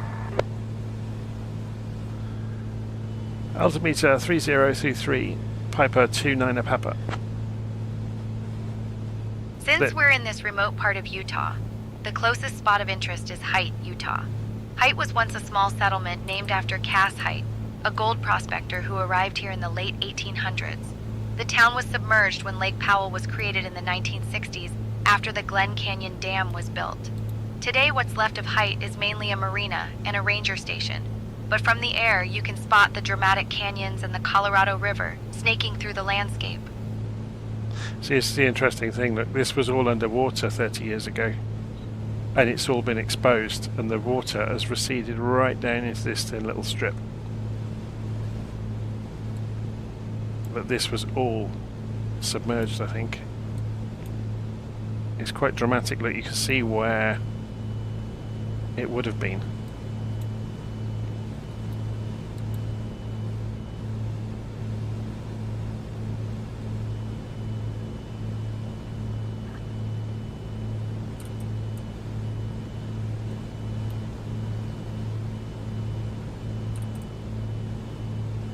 So Height is just off of our left wing now. It's just down there, look.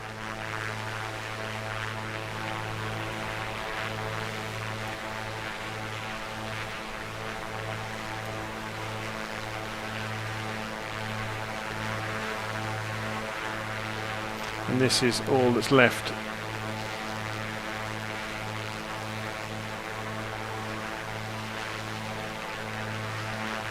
Bizarre, isn't it? Denver Center, Delta 807, flight level 330. Delta 807, radar contact.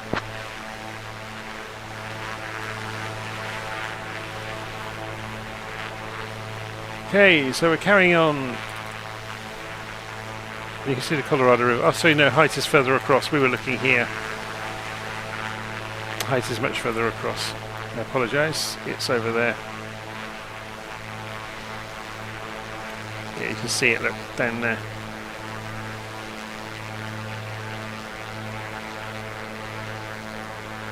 But that, yeah, you can see very much down there, look, it's similar to Bullfrog, where it's a shallow depression, and you can see where the water would have covered that whole area, and it's receded right down there into a very thin strip.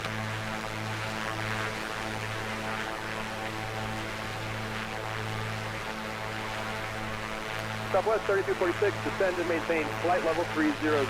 Cleared for the ski for arrival into Denver. Down to flight level 300. Cleared for the ski for arrival into Denver, Southwest 3246. So this area we're about to fly over is called the Canyonlands National Park. So you see we're going to make our way across it. So I'll leave it on this outside view pointing this way because it's going to look quite spectacular, I think.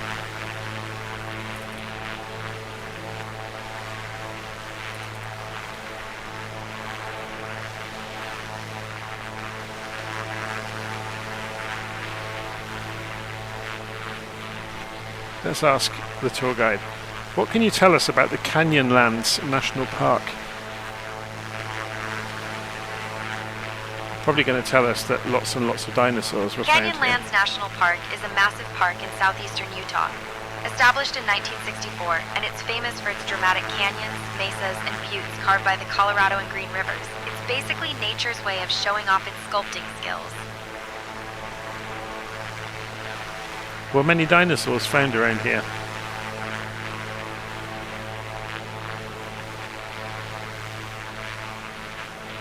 Absolutely. The area around here is a gold mine for paleontologists. Some of the most significant dinosaur fossils in North America have been discovered in southern Utah, including massive sauropods and even a nearly complete duck-billed dinosaur near Big Water.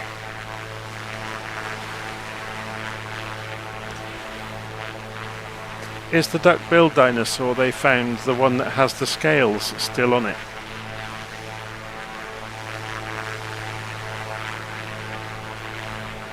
Yes, the the duck-billed dinosaur discovered near Big Water, Utah, is famous because it was found with fossilized skin impressions, showing the texture of its scales. It has a girl's name, doesn't it?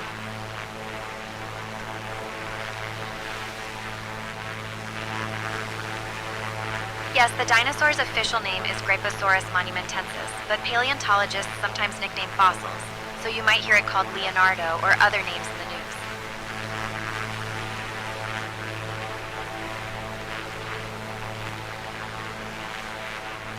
Am I going to fly over Arches in Moab? How far is it from our route?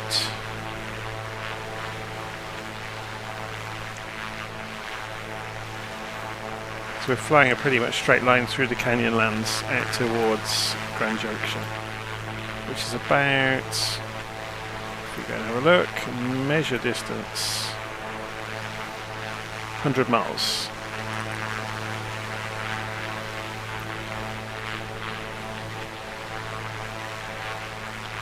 So let's go and turn this a little bit to put it over the river more.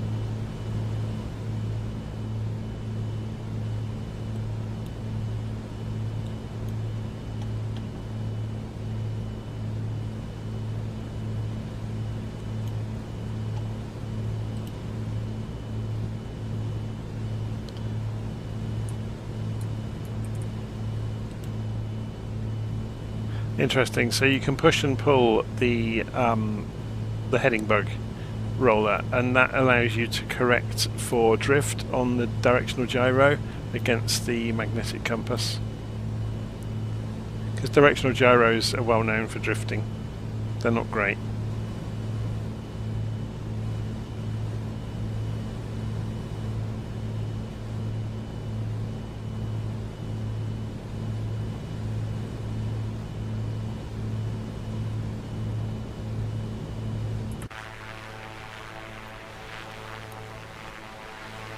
Look at the levels of strata in these hills. They're amazing, aren't they? Well, not hills, the canyon.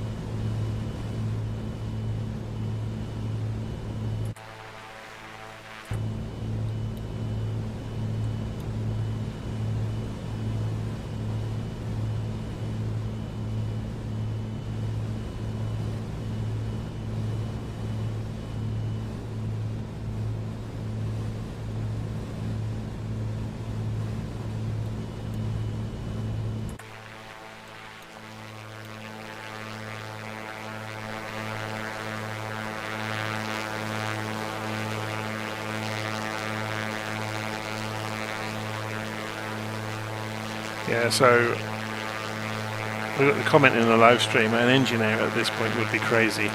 Yeah, there's nowhere to go, is there? It's absolute insanity. There's a few grassy areas, but I bet when you get close to them, they're littered with boulders. Should we go down and have a look?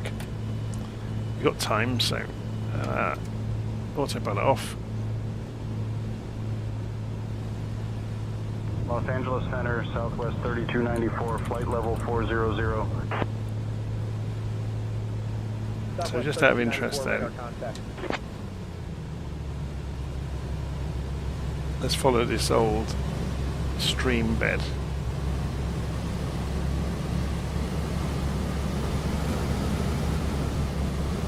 getting near the limit of the airframe for speed. 500. Let's just be careful.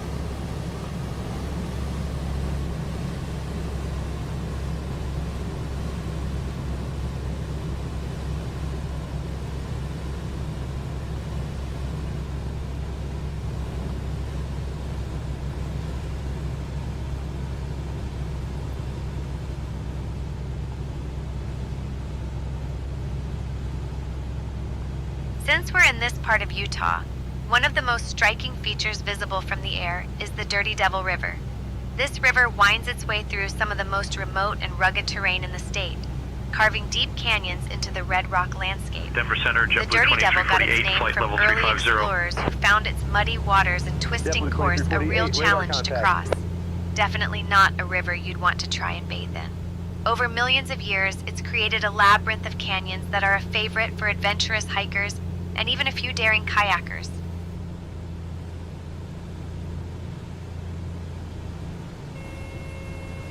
So could you sensibly land?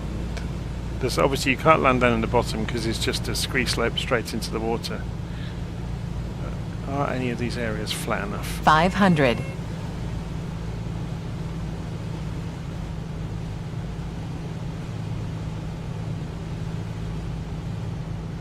I'm not going to touch them, by the way. I'm just getting low enough to have a look.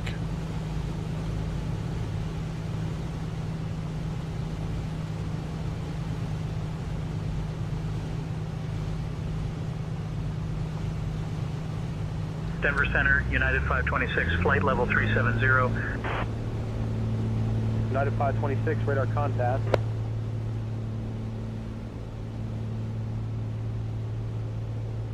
There's not many options, are there, for flattish places? Not near the canyon anyway. You'd have to go out across the plains a little way, I guess.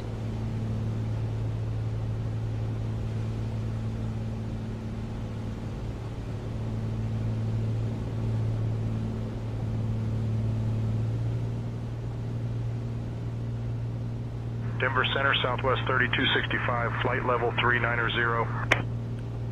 Let's get some altitude Southwest back. 3265, radar contact. And I'll stick the autopilot 500. on, and I'm going to go grab a quick coffee.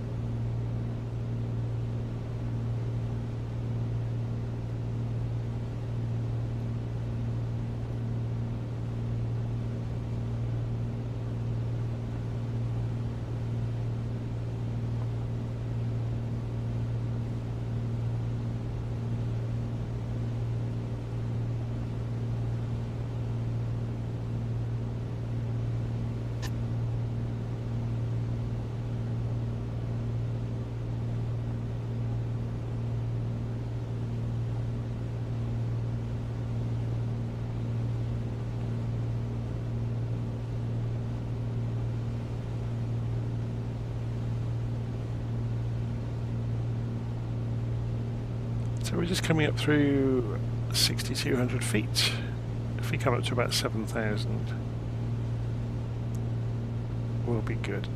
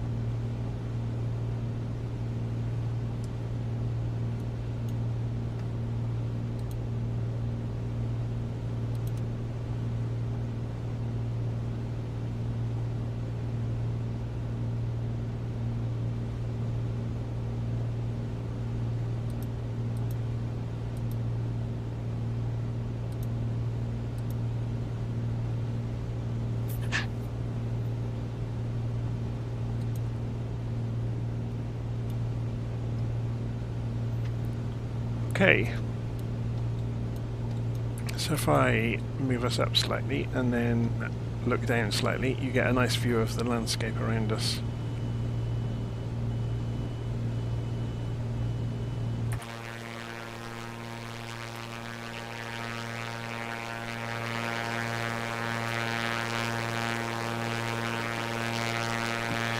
So we have the question in the live stream: does the 250 have the option? Yes, it does. Look, you can see it right here. We can flick this out for the 530 if we want. We could do it in flight. It won't hurt it. There it goes.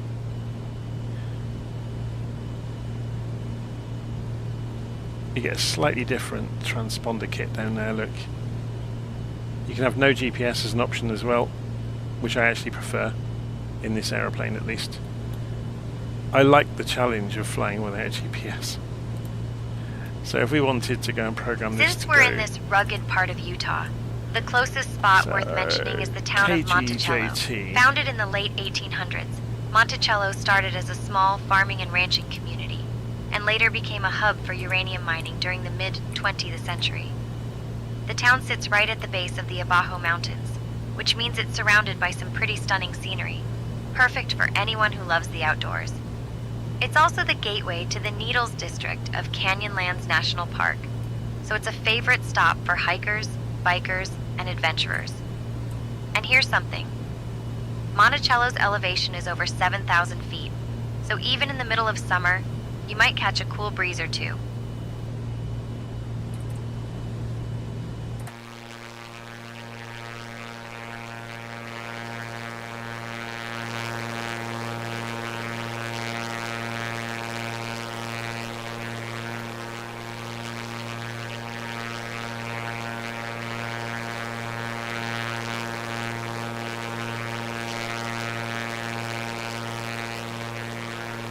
Okay, just make sure that we're not going to slam into a hillside anytime soon. I don't think we will.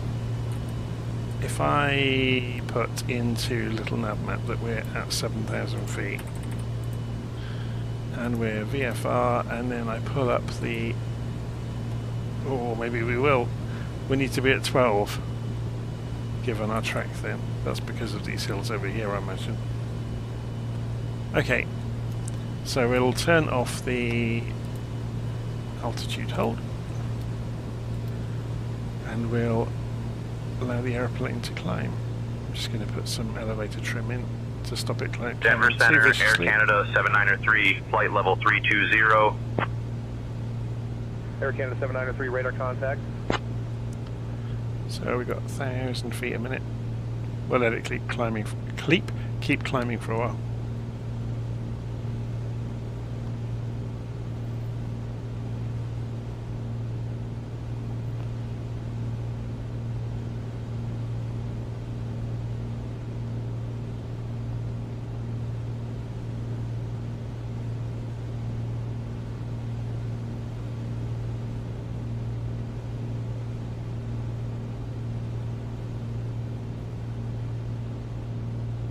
Can we get through 8,000 feet? Can we lean this out a bit more? Just watching the RPM as we do that.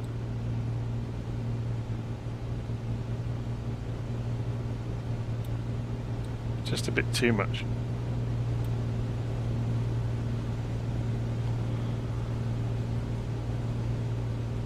Engine started to run rough.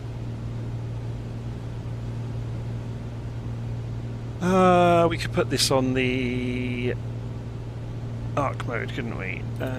Increase the range and we'll see how far out it is then. So it's 80 miles to run. There we go. Not sure if this has got ADS-B on it. Let's go and have a look. Center JetBlue 900, request descent down to flight level 150. Descend level flight 10, JetBlue 900. We are descending down to flight level 150 right now. We are at flight level 220. JetBlue 1900, descend and maintain flight level 150.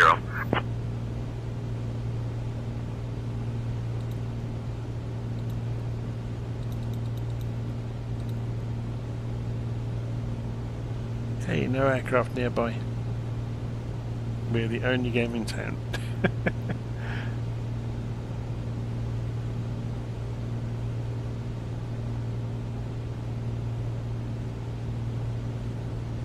Maybe we might see something a bit closer to Grand Junction.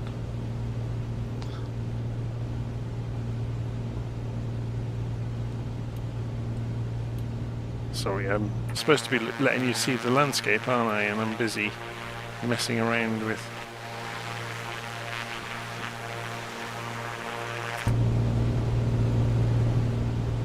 So we're coming up through 9,000 feet. Let's give it a bit more trim to climb a bit faster.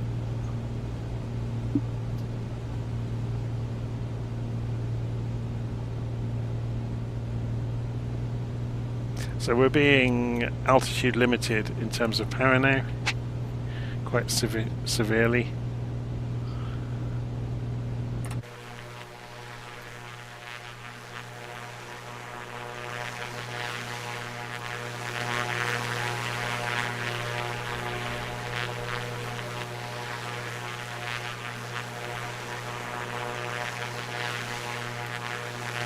Since we're flying near Monticello, let me tell you about the Abajo Mountains.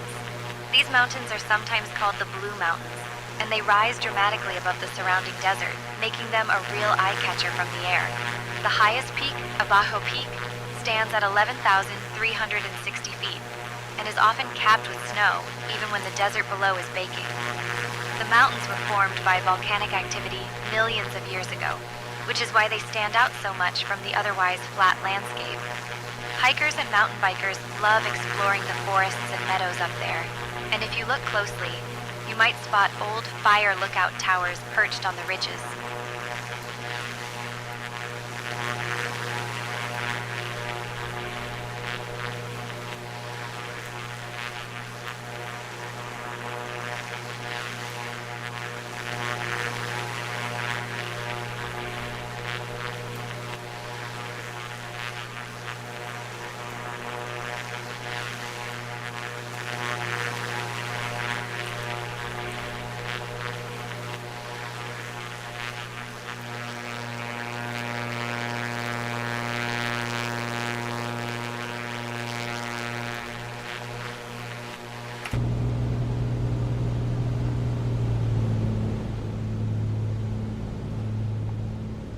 So that's 10,000 feet we've just come up through.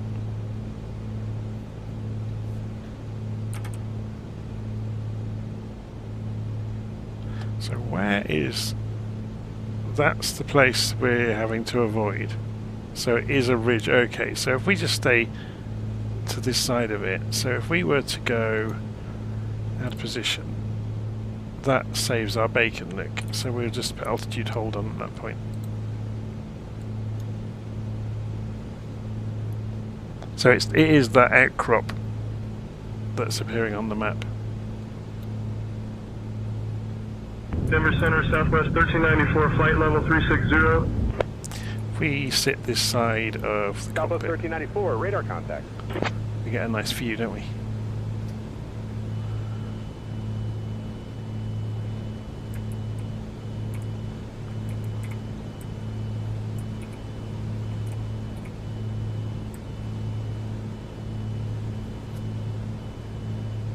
The beeping you can hear is the autopilot doing trimming.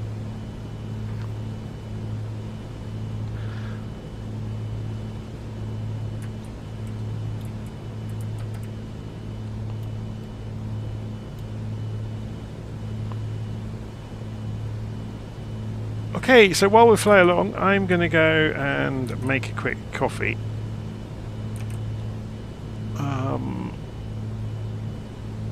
Denver Center, Delta 708, flight level 350. Delta 708, radar contact. Give you a nice view.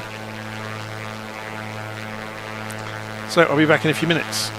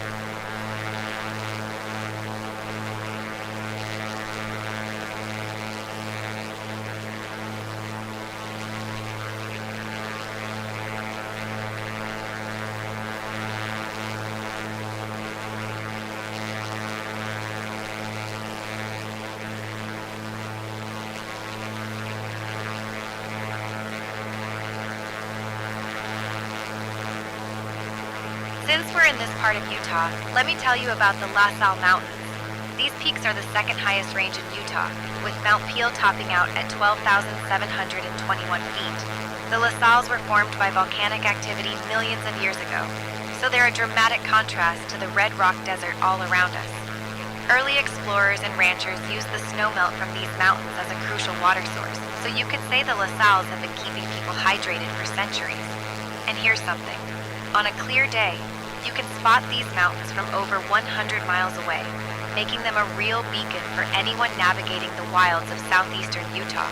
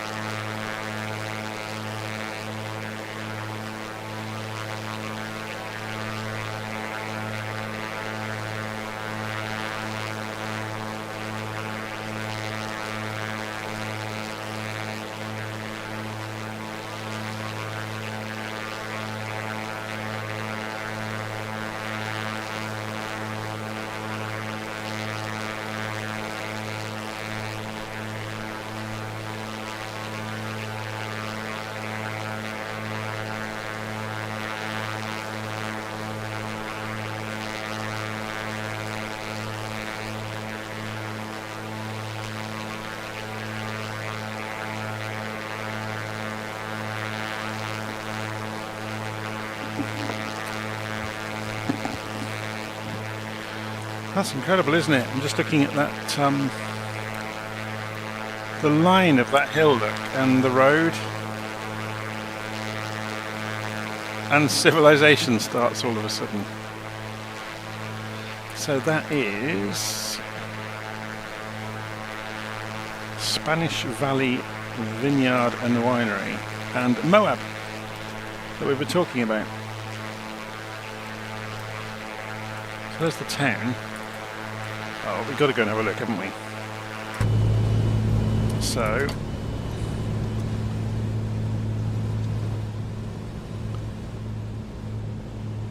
we'll put the GPS away for the moment and head tracking on.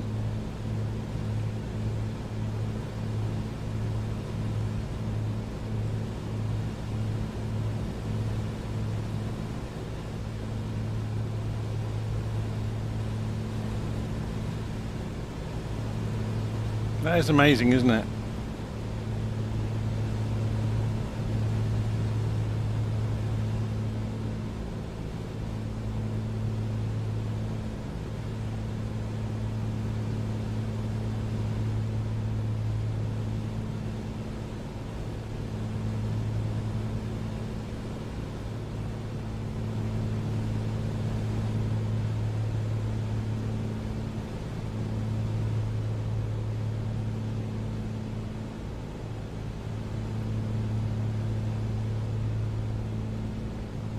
I'll just scoot sideways in my chair a bit so I don't put my head through the window.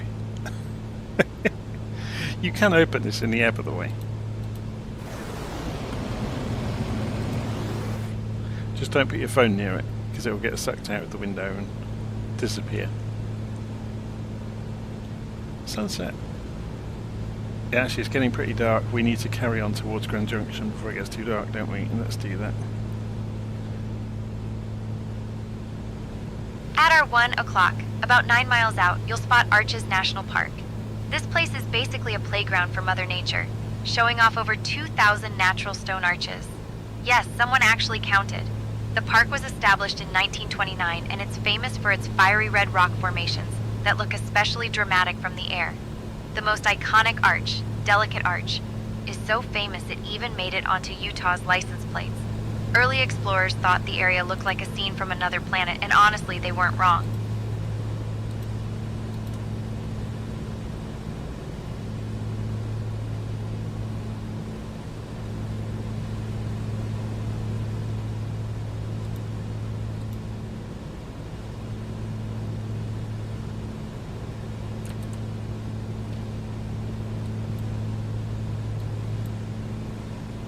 So we've got about 50 miles to run. I'm just wondering if we cut across this canyon to give ourselves something to look at. Although, no, we'll straight line it now. So we want to put this onto heading mode, put this onto altitude hold at the same time. So 9,750 feet in the sky. Let's go and turn this to about 45 degrees. That'll pull us back in towards the track we were. Oh, we could fly to the VOR actually, couldn't we? The Grand Junction VOR. So 11240. Let me turn the head tracking off to do this easily. 112 and 40. Switch that to active. Switch back over to VLOC. So this will then respect that. Can we track this? No, they haven't implemented that. Only it looks like only the Coronados do that trick.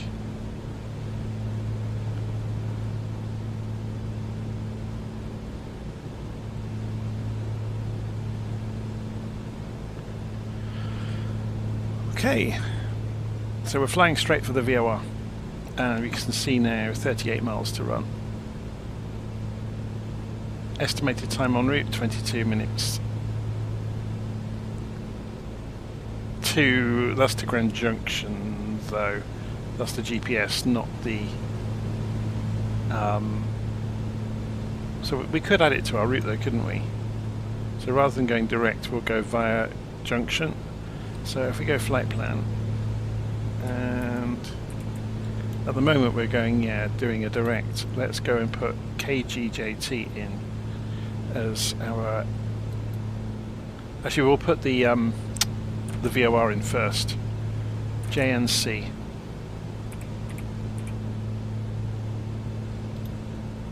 And then KGJT.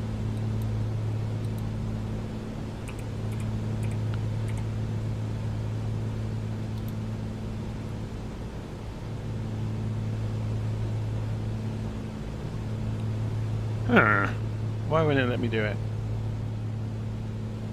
Is it because we've got an en route going on? Sorry, a direct going on. That's an interesting one.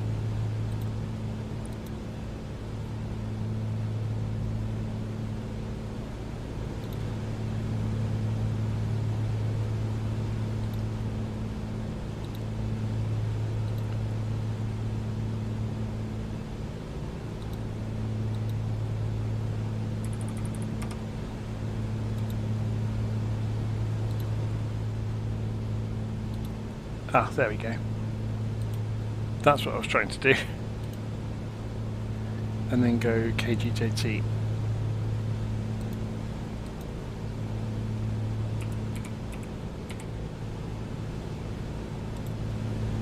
And it still won't do it. How odd. I did put the right ICAO code in, didn't I? Yeah. How very, very odd. Anyway, it doesn't matter. We can do radials from the... Oh, it's because we're not on the ground, I guess, so it hasn't got a full flight plan, so we'd have to go direct JNC.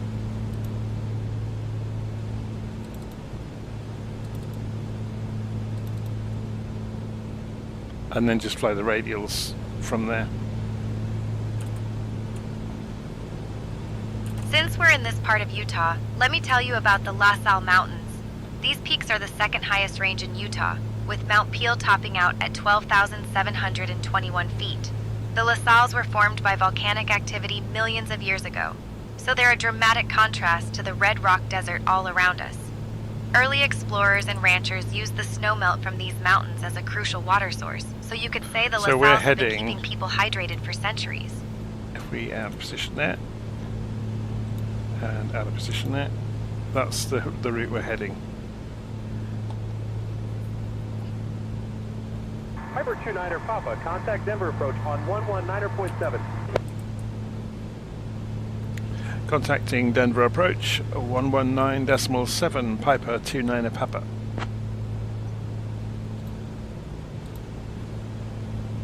Denver approach, Piper 29er Papa with you at, apologies, 9,750 feet.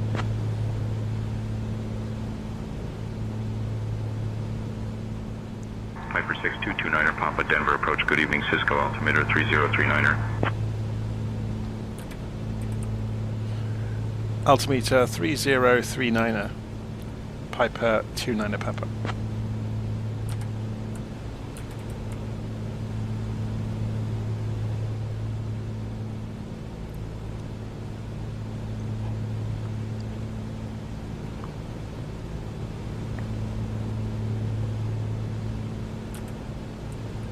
So, we can go and cancel flight following, can't we? Now, the one thing I can never remember, and they won't tell me on the radio, is I'm going to go to Gemini for this. What is the GA, oh no, what's the VFR transponder code in the USA?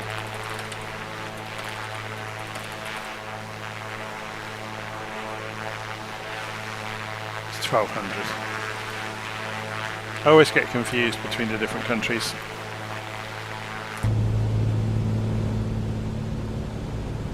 Denver approach, Piper 29er Papa, terminating flight following.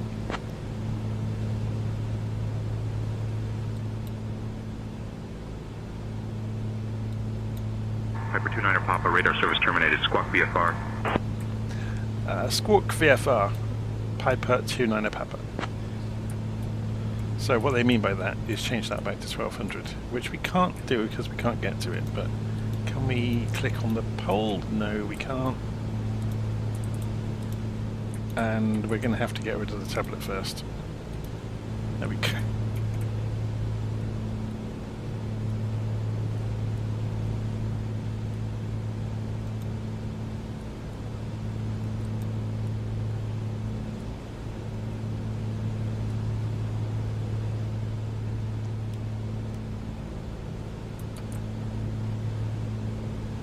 Pusher 22, contact Grand Junction Tower on 118.1. We don't need to have this tuned in anymore. We can go back to tower on 18.1 for Pusher 22. For the moment, we'll go to Volanta 0 Sierra Bravo, contact. CTAF.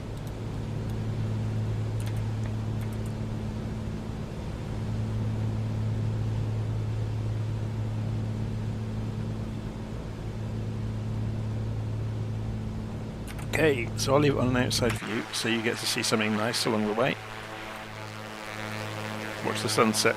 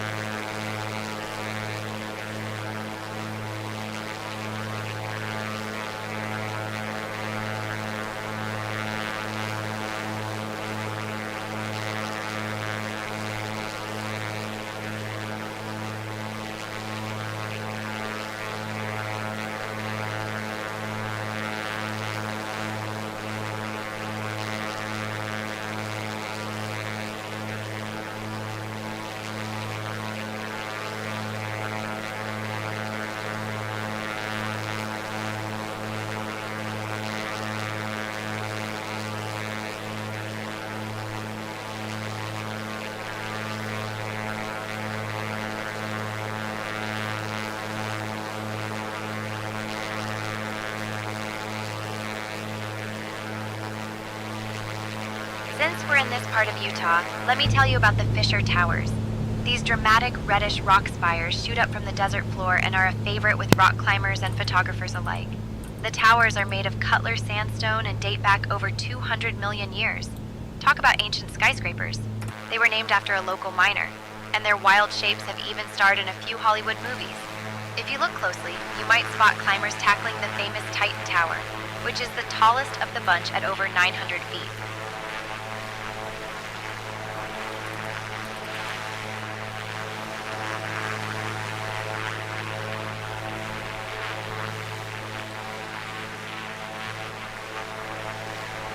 The Colorado River carries on up here.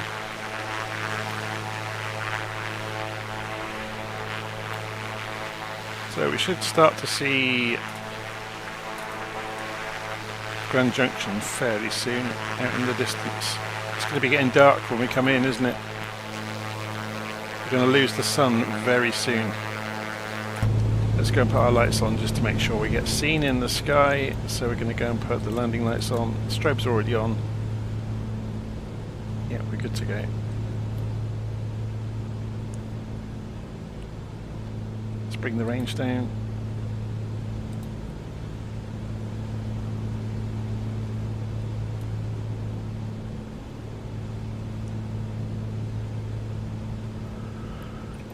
Okay, so yeah, so when we get to the VOR, we'll call into Grand Junction on the radio. Is it already coming up on here? Yeah, it is, look. So we can go to tower.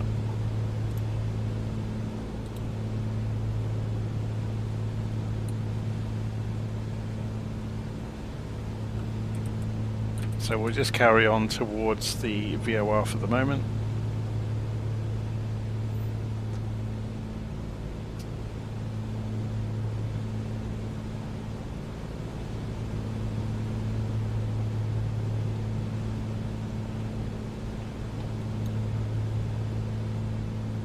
.7 hours this aeroplane's got on the clock now. That's how long ago I bought it. About 20 minutes before I started the live stream.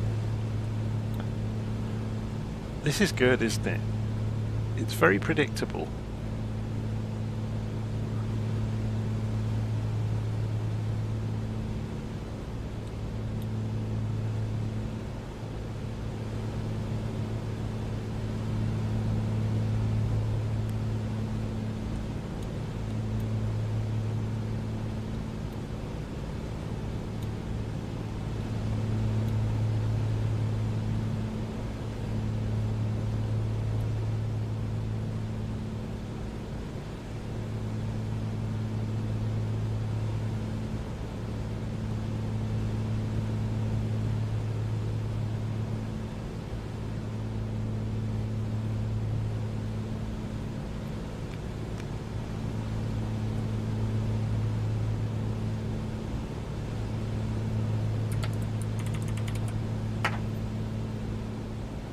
We're losing the light remarkably quickly, aren't we?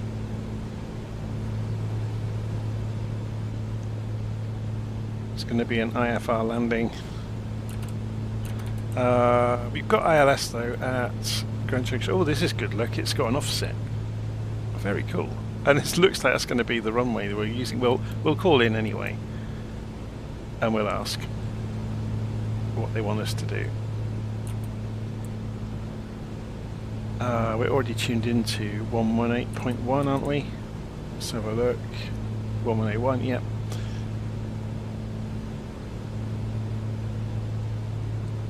Grand Junction Tower. Piper 29 Papa approaching 9,700 feet to the southwest, requesting full stop landing.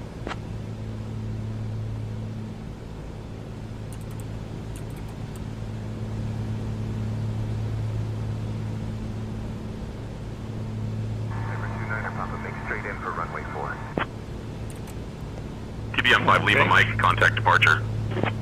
Straight in, runway 4, Piper 29 Papa. 5 Lima Mike, over to departure. Okay, so no messing around.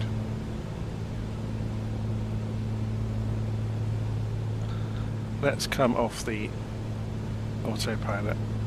and descend.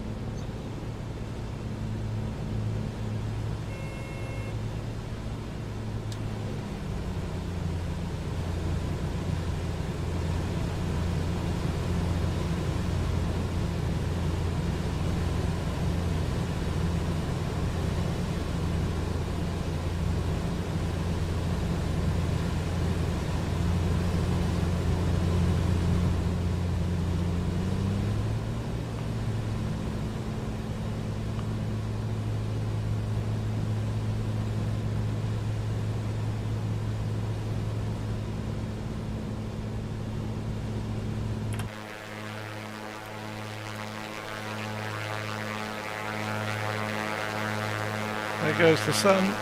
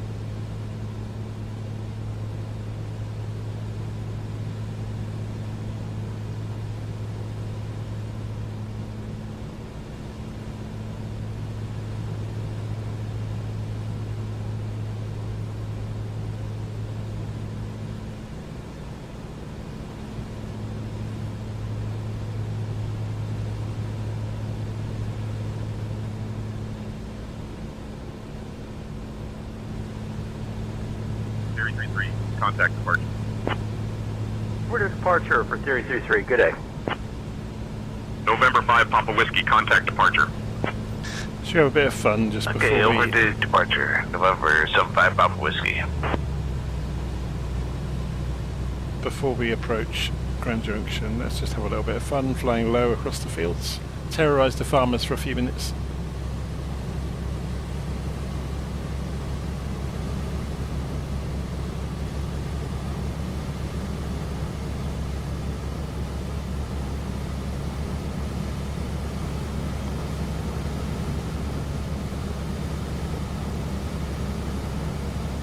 $500.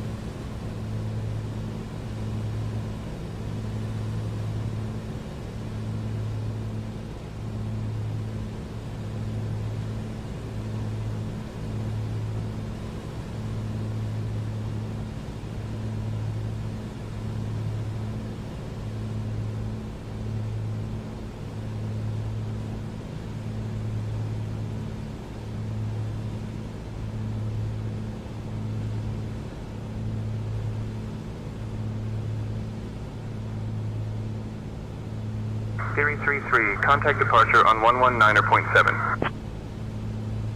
Departure on 19.7 for Theory 33, we'll see you. Skyhawk 4 Tango Alpha, contact departure on 119.7. Contact departure on 119.7, 974 Tango Alpha.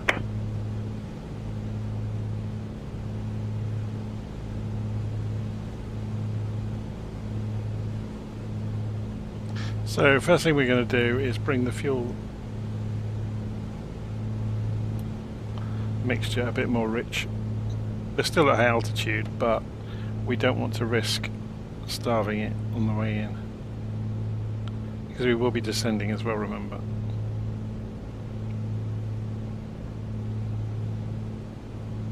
So we should get visuals very soon, as soon as we go over this crest for the airfield.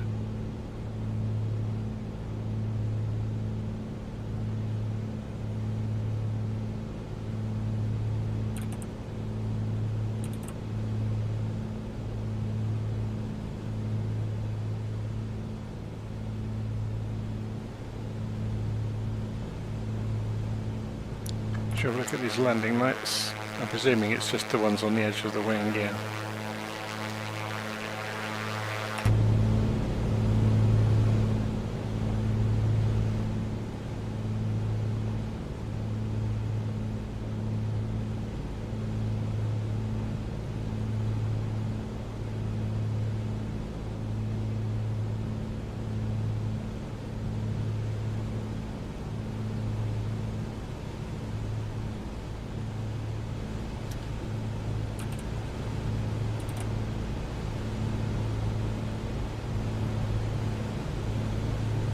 So I'm guessing this is the airfield. I can't quite see our runway. Contact ground on 121.7. The ground on 21.7 for Theory True Tree. Thanks. Theory 33, contact departure.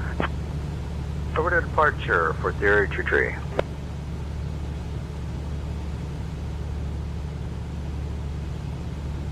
So Jason is asking, why am I flying to Grand Junction? I've actually been there when I was very young. We flew to, my uncle used to be one of the engineering managers on Lake Powell. That's why we visited Bullfrog on the way as well, because that's where the marina he was at for a good few years. He moved around a lot, but when we flew over when I was young, we obviously airplane flights years ago weren't as efficient and easy as they are these days. So to fly to go and visit Lake Powell, we had to fly to Dallas, then Denver, and then Grand Junction. The connecting flights. Okay, so where is the runway? Am I being as blind as a bat here? There it is. That's the airport, isn't it?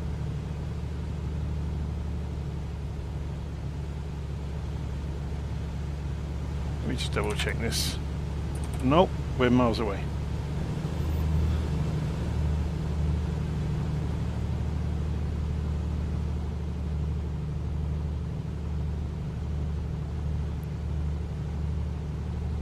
There's the airfield out on the edge of town.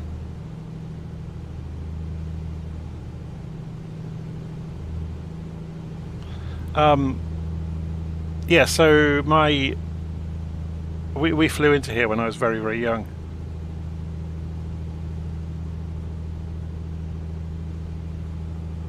Obviously, Flight 01, you're leaving my airspace. Frequency change approved.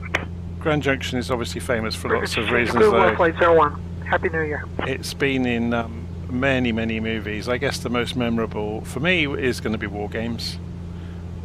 Somehow Matthew Broderick's character, David Lightman, was it? Ended up in Grand Junction when he escaped the long arm of the whoever it was that was imprisoning him. Latest 5 Hotel Foxtrot, you are talking to clearance. Contact the airport frequency.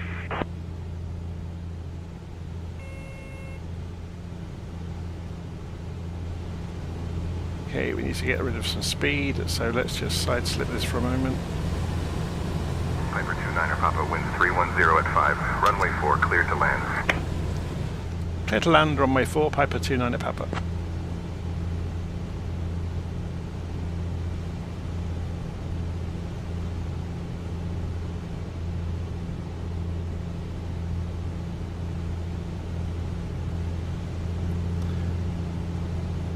The other reason for flying into Grand Junction is obviously we took off from Page. I wanted to go and fly along Lake Powell because just I've not been over this way in the simulator for a long time, and the distance from Page to Grand Junction is quite a sensible amount for a flight.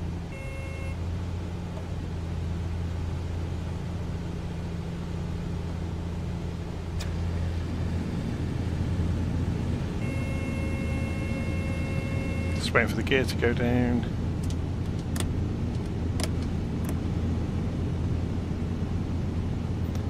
Let's get onto the glide slope, shall we? And let's sort out the 500.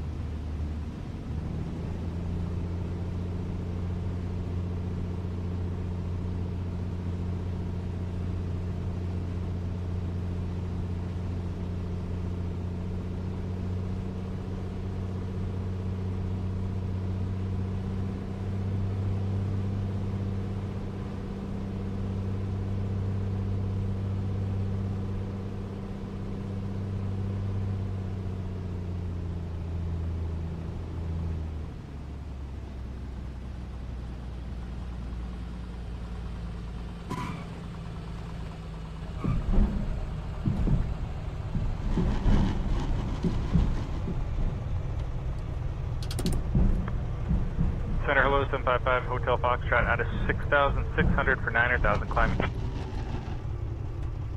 I'll just go and skid the tyres across the tarmac.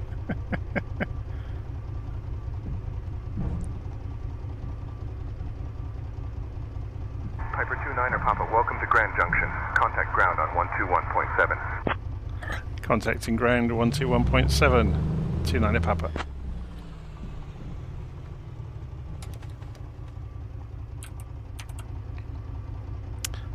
Ground. Ground.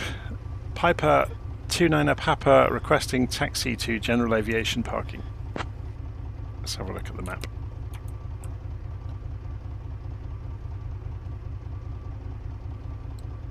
It's going to be Bravo Alpha, Piper isn't it? 29er Papa, taxi to Park Stand 905 via Charlie 2, Charlie, Charlie 1 Alpha. Good day. Taxi via Charlie 2, Charlie, Charlie 1 Alpha. Good day. Okay, that's not showing up correctly on LittleNavMap, which isn't out of the ordinary. So let's go and find ourselves. Yeah, look, it's Charlie. It was wrong on LittleNavMap. So Charlie 2, Charlie, Charlie 1 Alpha. And they want us parking stand 95.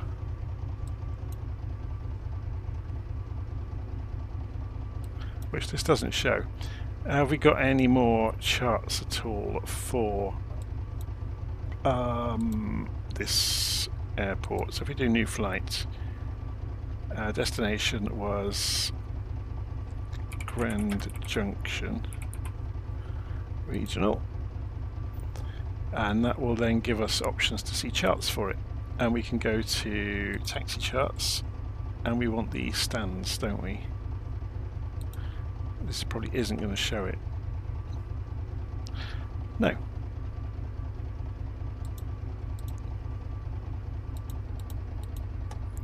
What can we get then?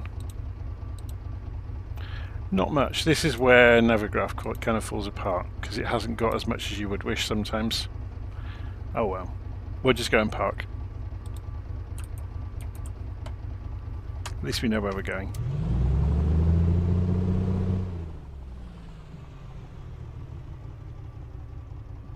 So while we're taxiing, the landing lights can come off,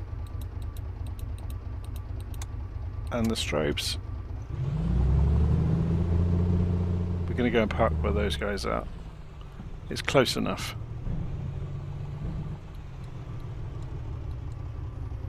And this is obviously an AI generated airfield, so it's not got the lights in the correct places or anything like that.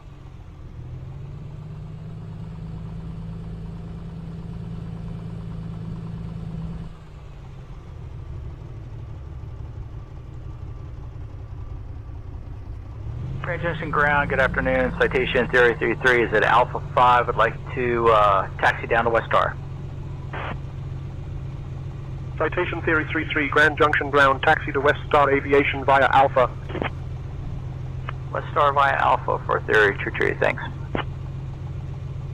Grand Junction ground, good afternoon, good evening. Citation Theory 33 is with India. Would like our IFR to Norfolk, and we're going to need runway 11 due to weight constraints.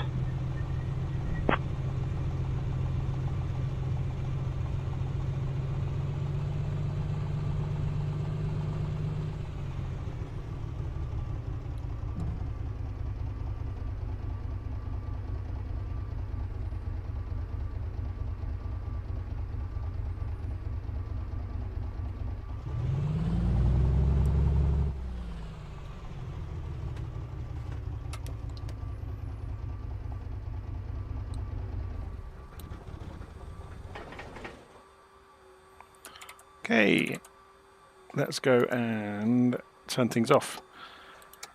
Beacon off, pitot heat off, mags off, whoops, mags off, and turn some of these radios off before we go and turn everything off. So the master switch stays on just for the moment, and that goes off. Do we have to turn this off? No.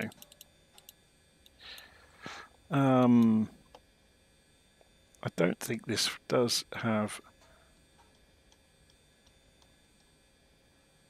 I don't think they've implemented it, but we'll find out. No, they haven't. It's the normal working title version, isn't it? So that's off, that's off. This is now off. And I think that's everything.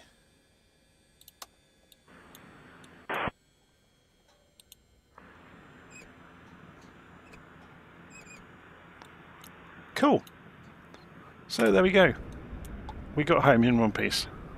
So that's the updated and upgraded Piper PA24 250 Comanche. It's a bit of a mouthful, isn't it? Grand Junction ground. In Flight Simulator 2024. At the terminal.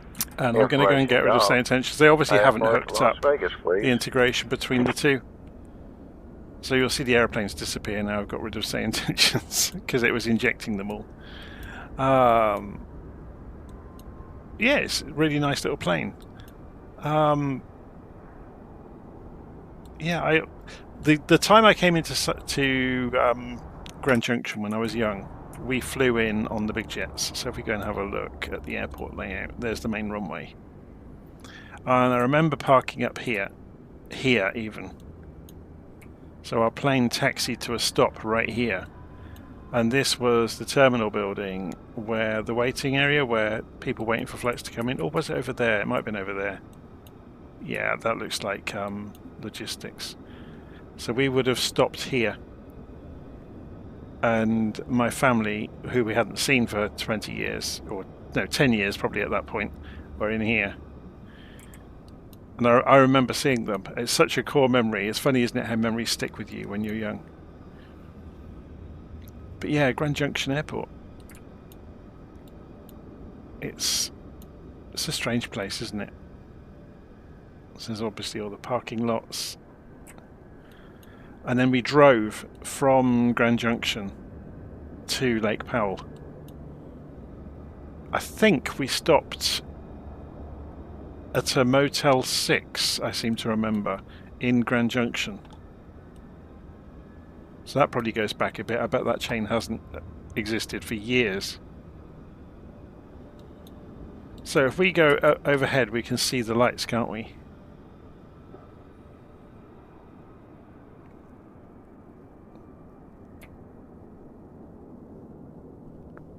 And see the grid that's being talked about, possibly.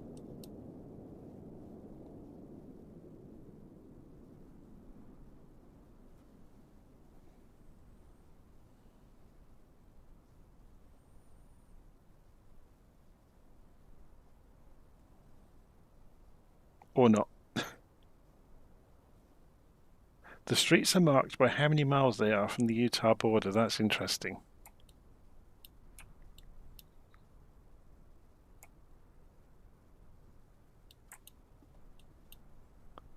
Yeah, it's an odd place, isn't it?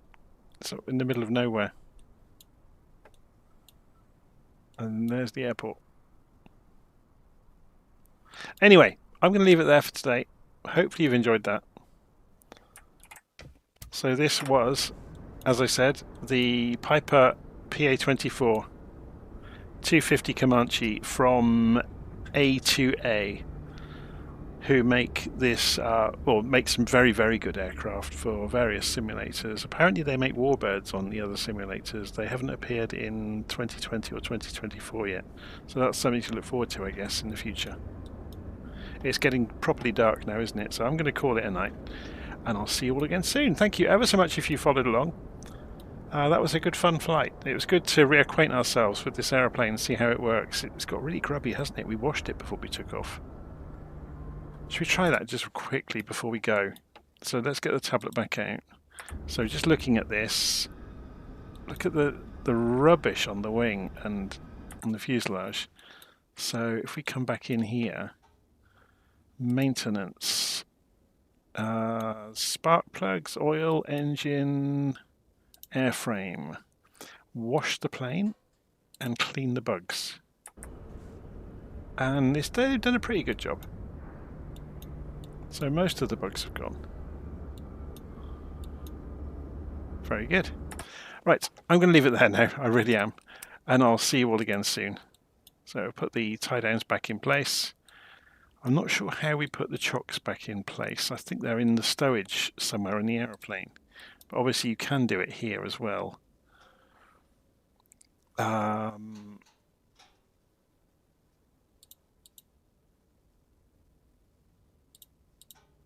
Here we go.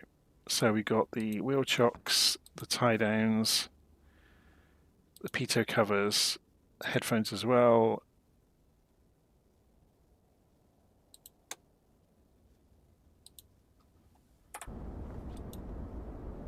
And we're good to go. Okay, take care. See you again soon. Oh, if you want a guide to starting this aeroplane up, there's a link in the notes of the video.